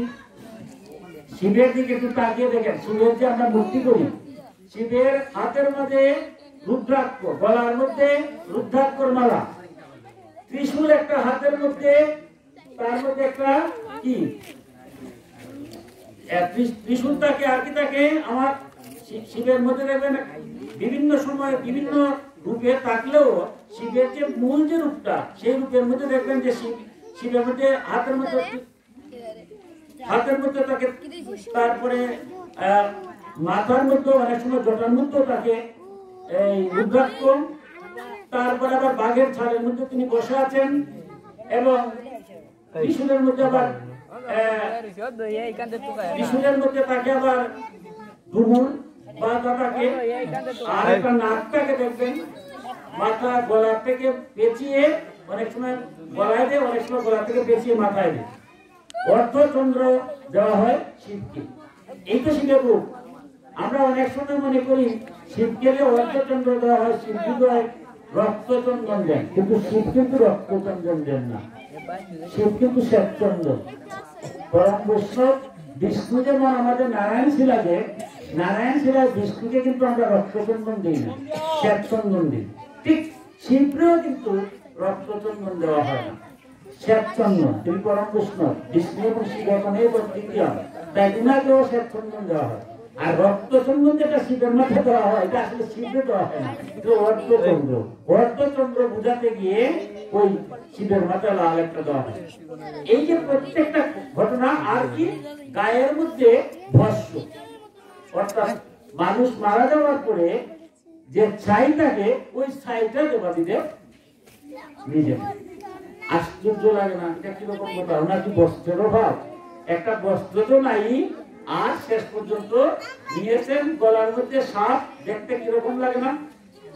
এরপরে তারপরে ডুমুর একটা আছে, ত্রিশূল একটা হাতের মধ্যে, বাঘের ছাল পরনে, আর তার মধ্যে সব বর্ষ মাত্র। এবার সে তত্ত্ব কোথায় যাচ্ছে, কেন উদ্যান এলেন? প্রথমে দেখুন তিনি বাঘের চাল করছেন। এই সংসারে আমরা যারা জন্তু, জীব জন্তু আছে তার মধ্যে বাঘকে বেশি ভয় পাই, কারণ বাঘের শক্তি অতিরিক্ত, তাই না? সেই শক্তি অতিরিক্ত এই সংসারে যারা অন্যায় করে তারও শক্তি অতিরিক্ত, তার শক্তিও কম নয়। আর দেবাদিদেব মহাদেব হচ্ছেন রুদ্র দেবতা। অন্যায়কারী যেই হোক না কেন, পৃথিবী যখন একদিন ধ্বংস হবে সে তার রুদ্র লীলায় তালন নৃত্যে সব ধ্বংস করে দিলেন। তিনি ব্যাকরণ চাল করে দিচ্ছেন যে তোমরা যারা সংসারে বাঘের মতো শক্তিশালী ভাবছ, আমি সেই বাঘের ছাল পরিধান করছি। সুতরাং যেই অন্যায় করে যত শক্তিশালী হোক, মনে করো তোমার শক্তি চিরদিন থাকবে না। বাঘ যেদিন ছিল তার শক্তি ছিল, যেদিন যখন ছালটা আসছে তখন তো বাঘ নাই, না আছে, বাঘ না থাকাই তো ছাল হয়। তাই আমার শক্তি যতই করে অন্যায় বিচার করি, একদিন আমার শক্তি থাকবে না, বাঘের ছালের মতো হয়ে যাবে, শুধু ছালটা থাকবে, বাঘের কোনো শক্তি থাকবে না। তোমার আর শক্তি আছে, অন্যায় করছো, বিচার করছো, ন্যায় সত্য ধর্মে তুমি বাধা সৃষ্টি করছো, তোমার অনিবার্য পরিণাম সেই বাঘের ছালের মতো হয়ে যাবে একদিন, তোমার কিছুই থাকবে না, কোনো শক্তি থাকবে না। তাই তুমি আমার দিকে তাকাও, দেখো আমি কিরকম বাঘের চাল পরিধান করে আছি। এই সংসারে কিসের অহংকার? কোনো কিছু অহংকার করবে না। তার যে ত্রিশূল, ত্রিশূলের মধ্যে আবার যেমন তিনটা শুল আছে, একটা একটু উঁচা, দুটা একটু নিচা, অর্থাৎ সত্য, রজ এবং তমগুণের প্রতীক। শিব তখন দেখাচ্ছেন, দেখো তোমার ভিতরে সত্য, রজ, তমগুণ আছে, তুমি পরমেশ্বরের অংশ, তুমি জাগ্রত হও, তুমি জাগলেই সব বুঝতে পারবে তোমার ভিতরে কি ভগবান নাই? সবার ভিতরে তো ভগবান আছেন, আমরা জাগাইতে পারি না, জাগাতে পারলে তো ভগবান আছেন। তাই বলতে তোমার অসুর বৃত্তি ত্যাগ করো, তোমার এই যে ত্রিশূল শক্তি, তুমি মানুষের আঘাত করবে না, তোমার নিজের অসুরকে আঘাত করো, ত্রিশূল দিয়ে মানুষকে মারা লাগবে না, তোমার নিজের অসুরকে মেরে ফেলো, জগৎ শান্তি হয়ে যাবে। আমার মধ্যে যে আসরিক শক্তি আছে, তমগুণের প্রভাব, রজগুণের প্রভাব, আর শেষে সত্যগুণ থেকে ত্রিগুণাতীত হও, তখনই তুমি শুদ্ধ হয়ে যাবে। এই সংসারে মানব রূপে আসছো, কিসের লেগে আসছো? আমরা তামসিকতায় নষ্ট হয়ে যাই। পূজা পার্বণ যে করছি, এই যে ভগবান শ্রীকৃষ্ণ অত্যন্ত মধুর ভাবে গীতায় বলছেন যে আমার পূজা পার্বণ যে হয় এটাও তিন ভাগে মানুষ করে। যে তমগুণের অধিকারী সে তো তামসা করতে ভালো লাগে, সে সাত্বিকতা করে না, পূজা পার্বণ সাথে একটা ঢঙ্গের মতো করে।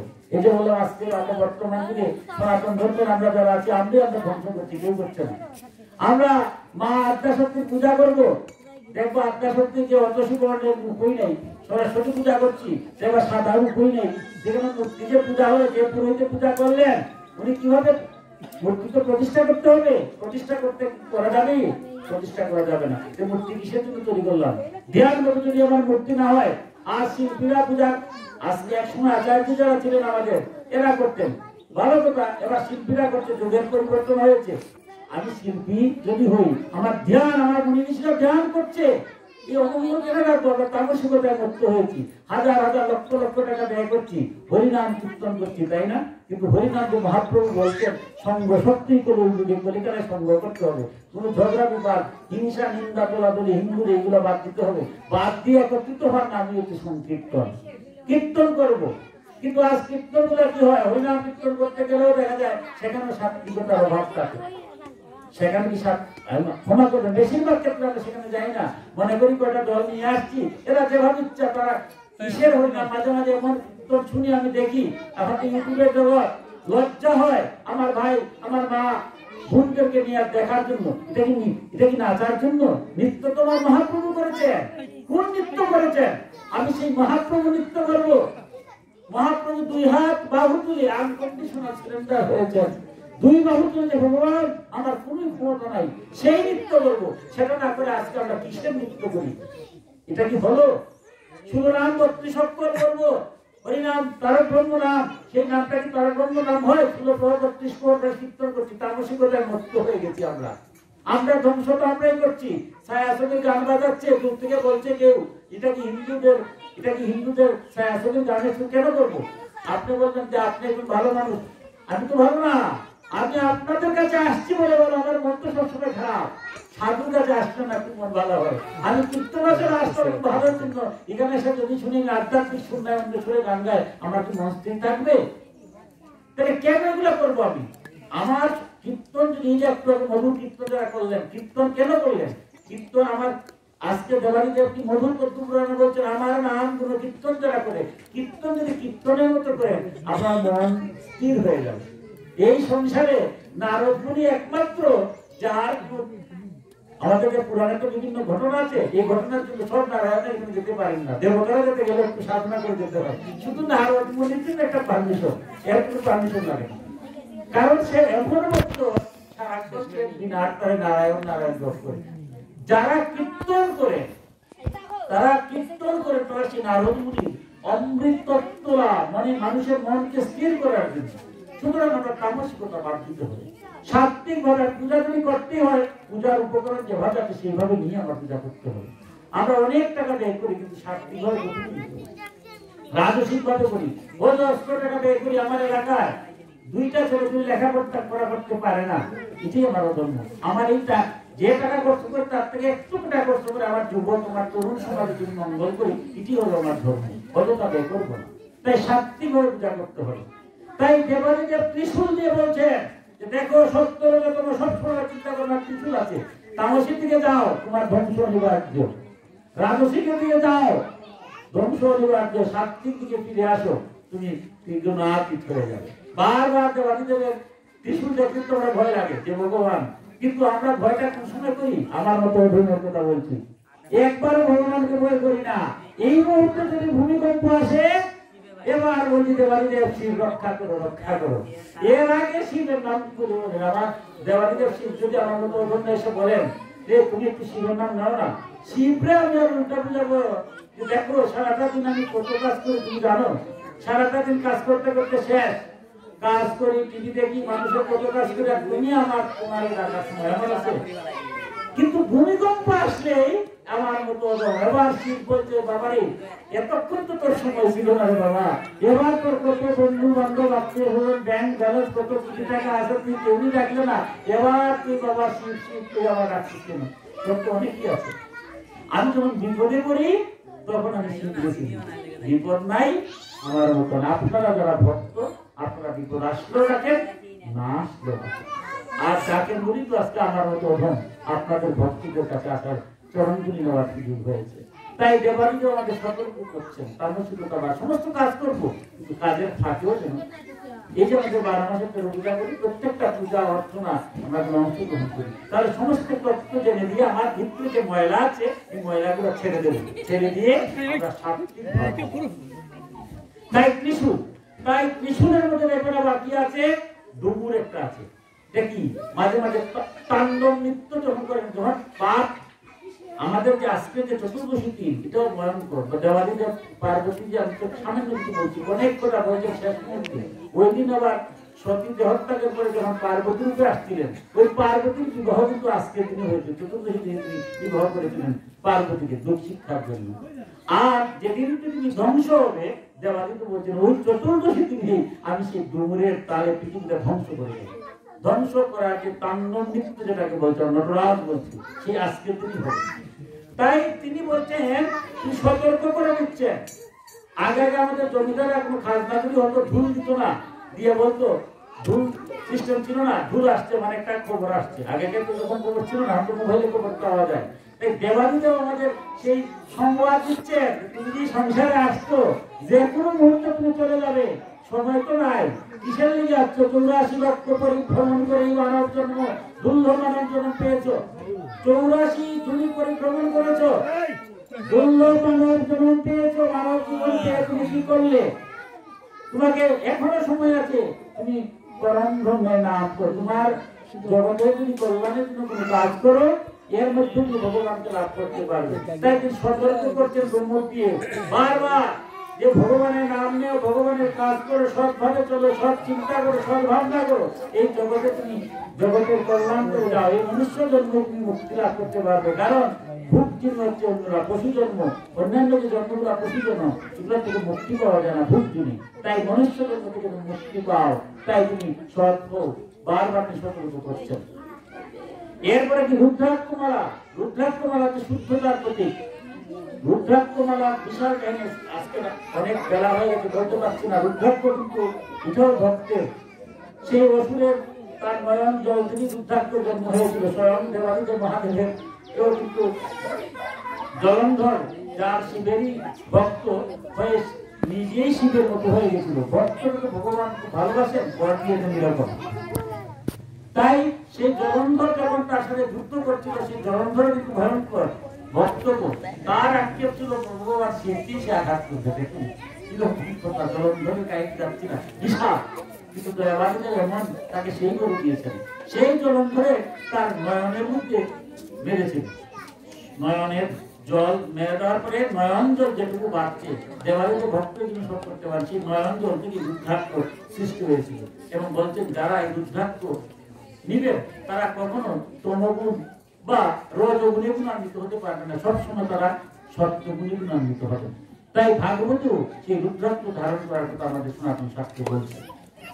আমরা রুদ্রাক্ষ মালা নেওয়ার যে কি মধুর, বলছেন কোন শক্তি নাই এই সংসারে যারা রুদ্রাক্ষ মালা জপ করে এবং রুদ্রাক্ষ মালা রাখে, তারা কোনো খারাপ দিকে নিয়ে যাওয়ার জন্য, তার মনটা তখন তার কখনো খারাপ দিকে মন ধাবিত হবে না, সবসময় সে সৎ গুণে গুণান্বিত হবে। তাই রুদ্রাক্ষ মালা আমরা অনেকেই গলায় পরে, অনেকেই হাতে করি, তিনিও সেটাই বলছেন।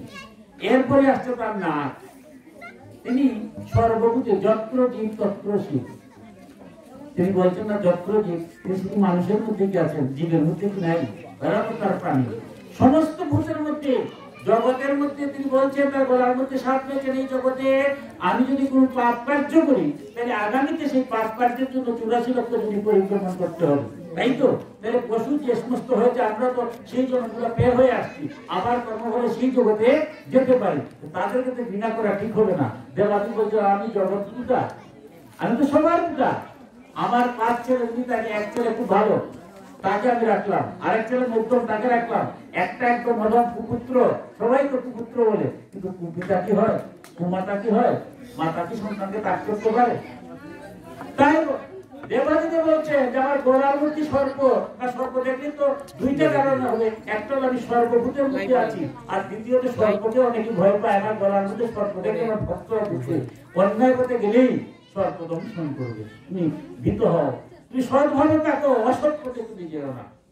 আমরা শেষ করে বলছি, শেষ দুটি অংশ, একটা হচ্ছে তার জটা আর ভস্য, এই দুটি তত্ত্ব কথা বলে আমার শেষ করবো। আপনারা আসলে অনেক, আমার আসার কথা ছিল অনেক আগেই, আসলে গাড়িটা অনেক দেরিতে গিয়েছে, আসছে অনেক পরে, আপনারা অনেক সময় ধৈর্য ধরে বসে আসছেন। আর দুটি অংশ বলে আমি শেষ করবো। সেই দেবাদিদেব শিবের মাথায় জটা কেন আর তিনি কেন ভস্য মাখেন, এই দুটি তত্ত্ব কথা বলে আমি শেষ করবো। আপনারা চলে যাবেন, অনেকেই ভূবর কয়েকজন আছেন। জটাটা কেন হলো? আমরা সেই গঙ্গা যখন আমাদের, গঙ্গা তো পবিত্র নদী, গঙ্গার যে উৎপত্তি হয়েছিল এটা বিশাল ঘটনা। যাই হোক, সেদিকে আমি যাচ্ছি না, অতি অল্প করে, পুরাণের কথা তো শেষ করা যায় না। যখন ভগীরথ তার পূর্বপুরুষকে মুক্তির জন্য সাধনা করলেন, যে গঙ্গা, তার শর্ত ছিল গঙ্গা যদি সংসারে আসেন, গঙ্গার জলে সমস্ত মুক্তি হয়ে যাবে। আর গঙ্গাতে যারাই স্নান করবে গঙ্গা জল সব মুক্ত হবে। গঙ্গা তো আমার তো সহজ নয়, অনেক সাধনা করেছেন ভগীরথ। সাধনা করে এবার যখন গঙ্গা আসবেন, এবার গঙ্গা তো কি বেগে আসবেন, সেই ব্যাগ তো সহ্য করার মতো নয়। গঙ্গা বলছেন যে আমি যে বেগে আসছি, এই বেগে যদি আমি ধরাতে অবতীর্ণ হই, তাহলে তো ধরা একদম নিঃস্ব হয়ে যাবে। এবার কি করবে?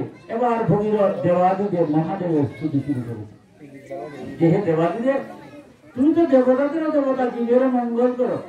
গঙ্গা সন্তুষ্ট হয়েছে, ধরাতে আসবেন, কিন্তু তারই ধারাটা কে ধারণ করবে? তুমি যদি কৃপা করে সেই গঙ্গা ধারাটা তুমি ধারণ করো, তাহলেই আমার এই পূর্বপুরুষরা মুক্তি লাভ। আমাদের যারা প্রয়াগে গিয়েছেন, প্রয়াগে নয়, আমাদের হরিদ্বারে, আপনাদের কৃপা, আমি হরিদ্বারে গিয়েছিলাম, যেখানে হিমালয়ে, যেখানে কৈলাস পাহাড়ের ঠিক নিচে, যেখানে আমাদের গঙ্গা যেখানে প্রবাহিত হয়েছে, বিশাল মুক্তি তৈরি করা হয়েছে, যেখানে গঙ্গা সমুদ্রে আসছে। সেই গঙ্গাকে রাখার জন্য কি করলেন? এবার দেবাদিদেব বললেন, ঠিক আছে, ভক্তের বাঞ্ছা পূরণ করতে হবে, তাহলে আমি সেই কৈলাস শিবের আমি নিজে ধ্যানস্থ হবো, আর গঙ্গা আমার মাথায় পড়বেন, আমি জটা ধারণ করছি। কারণ সমস্ত গঙ্গাকে ধারণ করার মতো ক্ষমতা তো আর কেউ নেই, দেবাদিদেব ছাড়া। কারণ এই দেবাদিদেবী যখন দেবতারা বিপদে পড়েছিলেন, যখন বিষ উঠেছিল, সেই বিষে যখন বিশ্ব ব্রহ্মাণ্ড ধ্বংস হয়ে যাবে, সেই বিষটা কে নিয়েছিল? আর কোন দেবতা নিয়েছিলেন? নীলকণ্ঠ তিনি, সেই শিব। তিনি কিন্তু ছিলেন না সমুদ্র মন্থনের বড়। এই যে ঘটনাগুলো, পুরাণের কাহিনীগুলো, আমাদের জাগতিক ঘটনাগুলোর সাথে বদ্ধ। যখন এটা শুরু হলো মন্থন, তখন কিন্তু শিবের নিমন্ত্রণ ছিল না। কিন্তু যখন বিষ উৎপন্ন হলো, বিশ্ব ব্রহ্মাণ্ড ধ্বংস হয়ে গেল, এবার শিবের কাছে খবর গেল।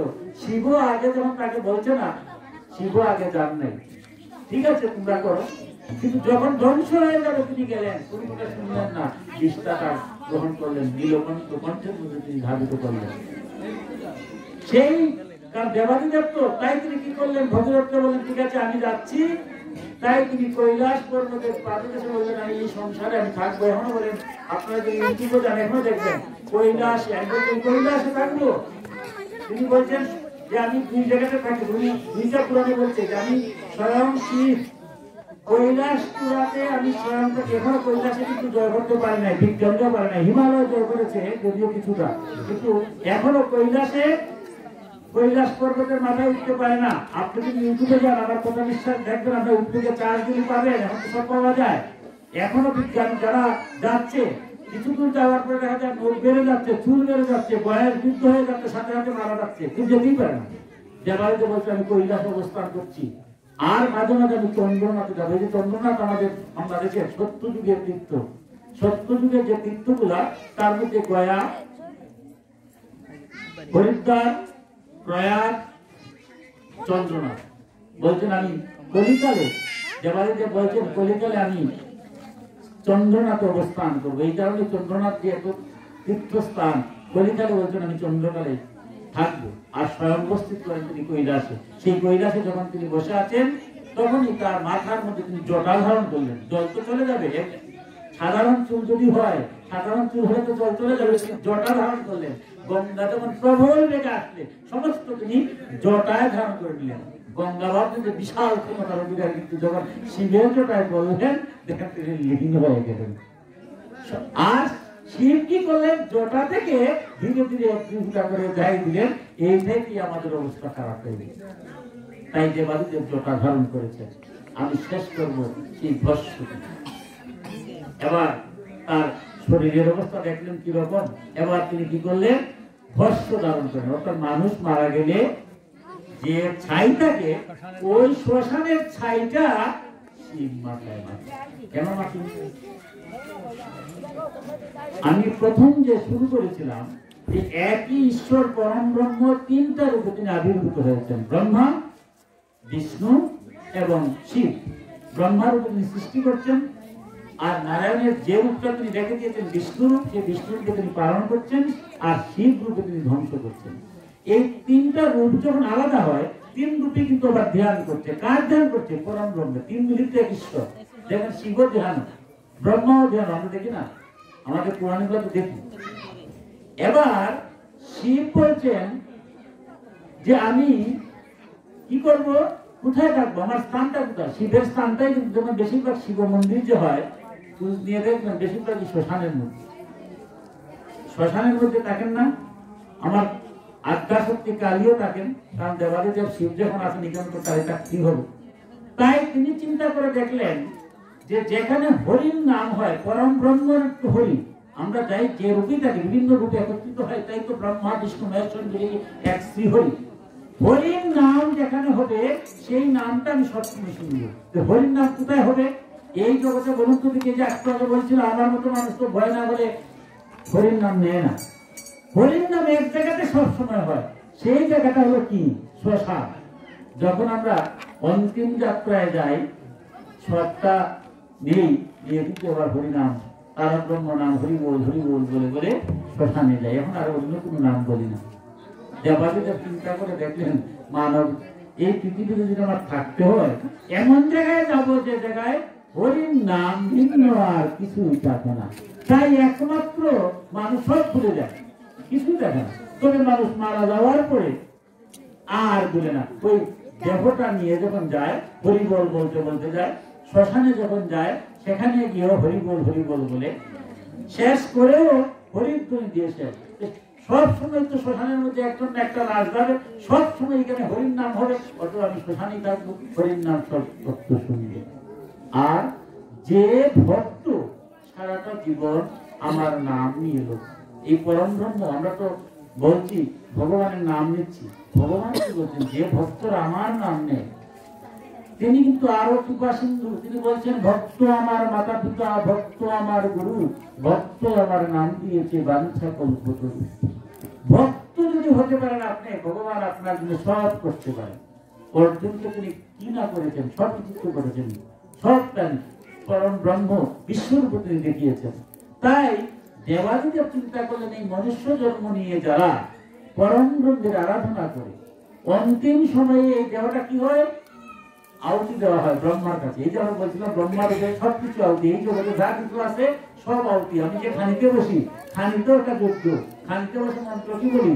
ব্রহ্মার্পণং ব্রহ্ম হবি ব্রহ্মণ্য ব্রহ্মণাহুতম ব্রহ্মৈবতে নবন্তব্য ব্রহ্ম কর্ম সমাধিনা। যা কিছু করে সব ব্রহ্মে লীন। এই দেহটা না একদিন কি হবে? ব্রহ্মে লীন হয়ে যাবে। তাহলে ব্রহ্মাকে দেওয়া হচ্ছে, আগুনের আহুতি দেওয়া হচ্ছে। তাই আহুতি দেওয়ার পরে কি হবে? ছাই হয়ে যাবে। যে ভক্ত সারাটা জীবন আমার নাম গুণ কীর্তন করলো, তার আমি কি করলাম? যদি ভগবান দেবাদিকে বলছেন, আমার ভক্ত যারা আমার নাম গুণ কীর্তন আপনারা যে করছেন, ভগবান তো সব দেখছেন। ভক্ত সারাটা জীবন এই মনুষ্য দেহ নিয়ে আমার নাম গুণ কীর্তন করি, আর যেদিন সে মারা গেল, তার এই দেহ নিত্য করছে। দেহটা যদি থাকতো না, তাহলে তো আর ভগবানের নাম করতে পারত। দেহ ছেড়ে যখন আত্মাটা চলে গেল, তখন এই দেহটা কি হলো? আহুতি দেওয়া হলো। তো তার ছাইটা কি হলো? দেহ থাকলো না, তার ছাইটা তো থাকলো। ছাইটা কি হবে? ছাইটা তো অনেক, ছাইটা আমরা কি করি? শ্মশান ঘাটে গিয়ে কি করি? ছাইটা ধৌত করে দিই। দেখুন কি আর একটা ছাইয়ের জন্য থাকে না কেন? সব যাবে ওই দেবাদিদেব শিবের কাছে। একটাই তত্ত্ব কথা। দেখবেন শ্মশানে যত, শ্মশান ঘাটে এই যে আমার সনাতন ধর্মের প্রতিটা নিয়ম নীতি কেন করা হচ্ছে? শ্মশানের পরে জুরানি হয়। শ্মশান জুরানি মানে কি? একটা ছাইও যেন কোথায় সব যাবে ওই গঙ্গাতে, ওটা গঙ্গার ঘরে তো হবে, জলের মধ্যে যাবে, অর্থাৎ যা আছে সব ঠেলে দিচ্ছি, এগুলোকে ঠেলে দিচ্ছি, কোথায় যাবে এগুলা? এবার দেবাদিদেব বলছেন এই যে ছাইগুলো অন্তিম ভস্য আমি সব মাখবো আমার দেহের মধ্যে, কারণ এই যে অন্তিম ছাই, এই অন্তিম ছাইটাকে বিপদে দেবো না, ভক্তের ছাই আমি গায়ের মধ্যে বাঁধবো, ভস্য দেব, আমি ভক্তের ঋণ কিছুটা হলেও শোধ করার চেষ্টা করবো। আমার ভক্তরা তো আমাকে অতটাই করবো, আমি কি করব? আমি জগতের সমস্ত ভক্তের অন্তিম ছাই ভস্য মেখে জগতে আমি ঘুরবো, আমার কোনো পোশাকের প্রয়োজন হবে না। তাই বিষ্ণুরূপে বলছেন দেবাদিদেব তোমার যে রূপ, তোমাকে আগেই বলছিল একবার দেবাদিদেব, দেবতারও দেবতা, তোমার যে পরম বৈষ্ণব এই সংসারে আর নাই। তাই শিব চিন্তা ভিন্ন, শিবময় হওয়া, যত্র জীব, তিনি কি বলছেন যত্র জীব তত্র শিব, কারণ যতটা জীব আছে প্রত্যেক জীবেরই অন্তিম সময়ে শিব কি অতি ধ্বংসের দেবতা, তিনি বলছেন সমস্ত দেহগুলো আমার গায়ের মধ্যে ভস্ম হয়ে যায়। এই সংসারে আমরা যেই দিনের লেগে আসছি, অন্তিম সময়ে যেদিন যাব সেদিন এই শিব রূপেই তার কাছে লীন হয়ে যাব। তাই আজ যে পুণ্যতিথি, আপনারা যারা ভগবানের উপাস, এই দেবাদিদেব মহাদেবের উপাস করছেন, একটু বেলপাতা দিচ্ছেন, আসুচু এর চেয়ে আসুতোষ আর কেউ নেই, একটু বেলপাতা আর একটু জল, এইটুকু দিলেই বলছেন তিনি, এতগুলা কথা যে বলছি তিনি বলছেন আমি তাতেই কিছু, আমার আর কিছু প্রয়োজন হয় না। আমি শেষ করে ব্যক্তির কথা বলি, আমার মতো অধুনের কথা বলি, যে এতগুলা কথা যে বললাম, সব কথা শেষ কথা হচ্ছে যে আজকের চতুর্দশী তিথিতে উপবাস থেকে দেবাদিদেব একটু জল আর একটু বেলপত্র দিলেই আমার সমস্ত পাপ থেকে আমি মুক্তি পাবো, ইহকালে শান্তি পাবো, পরকালে মুক্তি পাবো। কিন্তু শেষ করে হইল না, আমার মতো অধমের মানে মধ্যে একটা প্রশ্ন থেকে গেল যে একটা লোক এত কষ্ট করলো, এত পাপ করলো, আর আজকের দিনে বেলপাতা দিলে আর তার সব পাপ মোচন হয়ে যাবে। আমার মতো অধমের প্রশ্ন থেকে গেল, যেহেতু উত্তর তো পেতে হবে, আমার সনাতন শাস্ত্র সব উত্তর দিয়েছে আমাদের পুরাণে, 4 লক্ষ শ্লোকে আমাদের দিয়েছে। আমার মতো অধমের যত প্রশ্ন আসবে সব প্রশ্ন উত্তর এই পুরাণে 4 লক্ষ শ্লোকে দিয়েছে। এই যে প্রশ্ন উদয় করতে স্বাভাবিক। আমি সেই দিকে না গিয়ে জাগতিক একটা কথা বলি, জাগতিক বিষয়গুলো বুঝতে আমরা বাস্তব, আমরা এই জগতে যা কিছু করছি সেগুলো আমাদের সনাতন ধর্ম থেকে নেওয়া হয়েছে। আমাদের বিচার বিভাগকে বলা হয়, বিচার এমন বলা হয় ধর্মাবতার। আমাদের জজ যিনি থাকেন বিচারপতি, ওনাকে বলা হচ্ছে ধর্মাবতার, অর্থাৎ তিনি যমরাজার অনুসারী। যমরাজা কি? উনি আমার পাপ পুণ্যের বিচার করছেন। আর বিচারপতি যিনি জজ, এরাও কি পাপ পুণ্যের বিচার করছেন না? এর লাগে কিন্তু এখন এই শব্দটা আছে, ধর্মাবতার বলা হয় বিচারপতি। তো ধর্মাবতার যিনি বিচার করছেন, তিনি হয়তো একজনকে পাপ পুণ্যের বিচার করে একজনকে রায় দিলেন, উনি ফাঁসি হয়ে গেল। 10 ফুট একটা রায় হলো, তুমি গর্বিত কোনো কাজ করেছেন, বিধায়ী তো এমনি তো রায় হয় না, যমরাজা তো এমনি দেন না, আমাদের বিচারপতিকে এমনি দিবেন। একজনের রায় দিলেন, তার পাপ হয়েছে জীবনে তোমার মৃত্যুদণ্ড। আচ্ছা, 10 ফুটে যদি রায় হয় মৃত্যুদণ্ড, তাহলে কি মৃত্যু হয় দণ্ড হয়ে যায়? বর্তমানে আইনে কি বলে? হয় না। এটা আবার আপিলের সুযোগ আছে, যাবে হাইকোর্টে। হাইকোর্টের বিচারপতি রায় ঠিক রাখলেন, তাহলে কি ফাঁসি হবে? হবে না। আবার যাবে সুপ্রিম কোর্টের আপিল বিভাগে, যেটা নিয়ম, আপিল বিভাগ যেটা মৃত্যুদণ্ড বহাল করলো, এবার তো আর কিছু করার দরকার নাই, তাহলে কি ফাঁসি হবে? তারপরও ফাঁসি হবে না। এবার বলছে যে একটা সুযোগ তোমার কাছে আছে। কি সুযোগ? তোমার জীবন, তুমি যে কাজটা করছো, ওই কাজটা যে ভুল করছো, তুমি স্বীকার করতে হবে যে আমি কাজটা ঠিক করে নেই, ভুলটা স্বীকার করতে হবে। ভুলটা স্বীকার করে তুমি রাষ্ট্রের যিনি প্রতি আছেন, রাষ্ট্রপতি, রাষ্ট্রের যিনি প্রতি, তো রাষ্ট্রপতি, আমাদের রাষ্ট্রপতি আছেন না, প্রত্যেক দেশেই তো আছেন, রাষ্ট্রপতির কাছে একটা প্রাণ ভিক্ষা তুমি করতে পারো। সময় তোমার 3 দিন, তুমি যদি 3 দিনের ভিতরে বা 4 দিন বা 5 দিন, আইন যেভাবে বলে, এর ভিতরে তোমাকে ফাঁসি দেবেন। ফাঁসি সুপ্রিম কোর্টের আপিল বিভাগে ফাঁসি হলে ফাঁসি হয় না, একটা নির্দিষ্ট সময় থাকে। ওই সময়ের ভিতরে তাকে বলা হয় আপনি কি রাষ্ট্রপতির কাছে প্রাণ ভিক্ষা চাবেন? সে যদি প্রাণ ভিক্ষা চায় না, তো তার ফাঁসি হয়ে যাবে। আর প্রাণ ভিক্ষার সুযোগ থাকলে তার দোষ স্বীকার করে রাষ্ট্রপতির কাছে সে চাবে যে আমার প্রাণ ভিক্ষা দেবে। রাষ্ট্রপতির কাছে যখন প্রাণ ভিক্ষার জন্য আমরা পত্রিকা দেখি, প্রায় সময় দেখবেন আমরা পত্রিকাতে অনেকেই পড়ি, বছরে 8-10 জন মুক্তি পেয়ে যায়। আমরা কিন্তু পড়ি, এমনি বিচার বিভাগের বিরুদ্ধে কিছু কথা বলতে পারি, বলতে উপায় আছে? এটা তো আইন, বিচার বিভাগের বিরুদ্ধে কিছু বলা যাবে। কিন্তু যখন রাষ্ট্রপতি তাকে ক্ষমা করে দিলেন, এবার কেউ কিছু বলি আমরা, এবার আমরা চুপ করে বসে থাকি, কেউ বলবে না। তাহলে বুঝা গেল বিচারপতির উপরে হচ্ছে রাষ্ট্রপতি। রাষ্ট্রপতি যে যারা মুক্তি দিচ্ছেন, তখন আর বিচারপতি সহ সারা দেশের কেউ কিছু বলে, হয়তো আমি আলোচনা সমালোচনা এগুলো অনেক কিছু করতে পারবো, এটা অন্য ব্যাপার। এবার রাষ্ট্রপতির কাছে গেলে কি সবটা ক্ষমা করে দেন? এখানে আমাদের একটা বিধান আছে। কি বিধান? সেখানে গেলে রাষ্ট্রপতি তার একটা অনুসারী আছে, তার একটা, উনি রাষ্ট্র চালাচ্ছেন, তার লোক আছেন, তাদের কাছে তিনি, এখানে একটা সময় আছে নির্ধারণ, বর্তমান আইনের বিধান। কি বলেন? এই সময়ের মধ্যে দেখো তার সম্পর্কে খোঁজখবর নিয়ে বলো। তার যে যারা ঘনিষ্ঠ যিনি রাষ্ট্রপতি, তারা খোঁজখবর নিয়ে ওনাকে সব বলবেন। বলার পরে তিনি সব শুনবেন, শুনে যদি দেখেন যে জগতে যে কাজটা করেছে গর্হিত কাজ, তার জন্য তার ফাঁসি হয়েছে, এটা ঠিক আছে, কিন্তু জগতে আরো কিছু ভালো কাজ সে করেছে, হয়তো এই কাজটা করে ফেলছে। এখন রাষ্ট্রপতি যদি মনের মধ্যে একটা এসে যায় যে না, সে তো আরো অনেক ভালো কাজ করেছে, একটা কাজ করেছে খারাপ, ঠিক আছে, হ্যাঁ আমার সে প্রাণ ভিক্ষা চেয়েছে, সে জগতে ভুল করেছে, আর করবে না।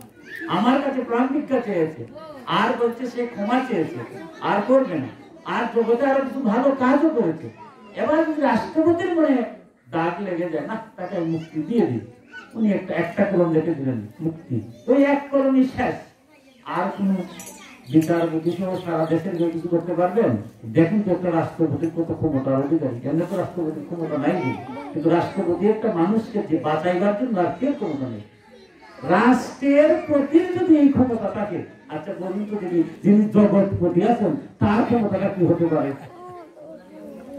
রাষ্ট্রের প্রতি যদি এই ক্ষমতা থাকে, তাহলে যিনি জগতের প্রতি আছেন, যমরাজ ধর্মরাজ যতই আমার বিরুদ্ধে আপনার বিরুদ্ধে লেখেন, আমি তো ভুল করছি, আপনি ভুল করছেন, ভুল করছি, তার পাপ পুণ্যের বিচার করবেন, ধর্মরাজ তো বসে আছে তার জন্য। কিন্তু এই যে আপনারা ভক্ত, যদি আর জগৎপতি শিবকে একটু সন্তুষ্ট করে দেন, আর শিব যদি সন্তুষ্ট হয়ে যায়, এবার কি আমার ধর্মরাজ বিচারপতি কিছু করতে পারবে? আমার কিচ্ছুই করতে পারবে। তাই আমরা যদি জগৎপতিকে একটু পায়ে করবো, কি আজকে আমাদের মূল প্রার্থনা কি? জন্মান্তরে কোনো পাপ করে থাকি জেনে কিংবা নেই, ভক্তরা কি বলে, ভক্তরা যারা সাত্বিক ভক্ত, তারা আর কিছুর জন্য পূজা পার্বণ করে না, নিজের ভুল স্বীকার জন্য। আজকে যারা সাত্বিক ভক্ত, তারা শুধু ক্ষমা চায়, হে দেবাদিদেব, এই মনুষ্য জন্মে আসছি, জেনে কিংবা না জেনে কত ভুল যে করছি, জানি না করি না জানি না করি, যেন ভুল করছি না যেন, আমার সমস্ত ভুলগুলো ক্ষমা করে দাও, আর আমি যেন আর এতদিন আছি আর কোনো ভুল করতে তোমার এইভাবে যখন আজকের দিদি ভক্তরা বারবার প্রণাম করে নয়ন জল দিয়ে বেল পাতা দিবে, আর দেবাদিদেব মহাদেব যদি আপনার উপরে খুশি হয়ে যান, তাইলে কি জগতের কেউ আর আপনাকে আটকাতে পারবে? কেউ আটকাতে পারবে। তাই আপনারা যারা ভক্ত, আপনারা সেই আয়োজনই করেছেন। জন্মান্তরে আমরা যদি কোনো ভুল করে থাকি, সমস্ত ভুলগুলা ক্ষমা চেয়ে দেবাদিদেব মহাদেবের কাছে আমরা আজকে বেলপাতা দেবো উপাস থেকে, দেবাদিদেব আমাদের ক্ষমা করে দাও, আর আগামী থেকে যেন আমরা কোনো ভুল অন্যায় অসত্য যেন রাখি না, যে কদিন আছি ন্যায় সত্য ধর্ম থেকে জগতের সমস্ত কর্মের মধ্যে দিয়ে আমরা যেন তোমাকে ছাড়া হই না। তোমাকে যদি আমি সবসময় স্মরণ করি, ভগবানকে যদি স্মরণ করি, ভগবানই আমাদের সমস্ত কিছু উদ্ধার করে। ভগবান তো কর্ম করতে বাদ দেন না।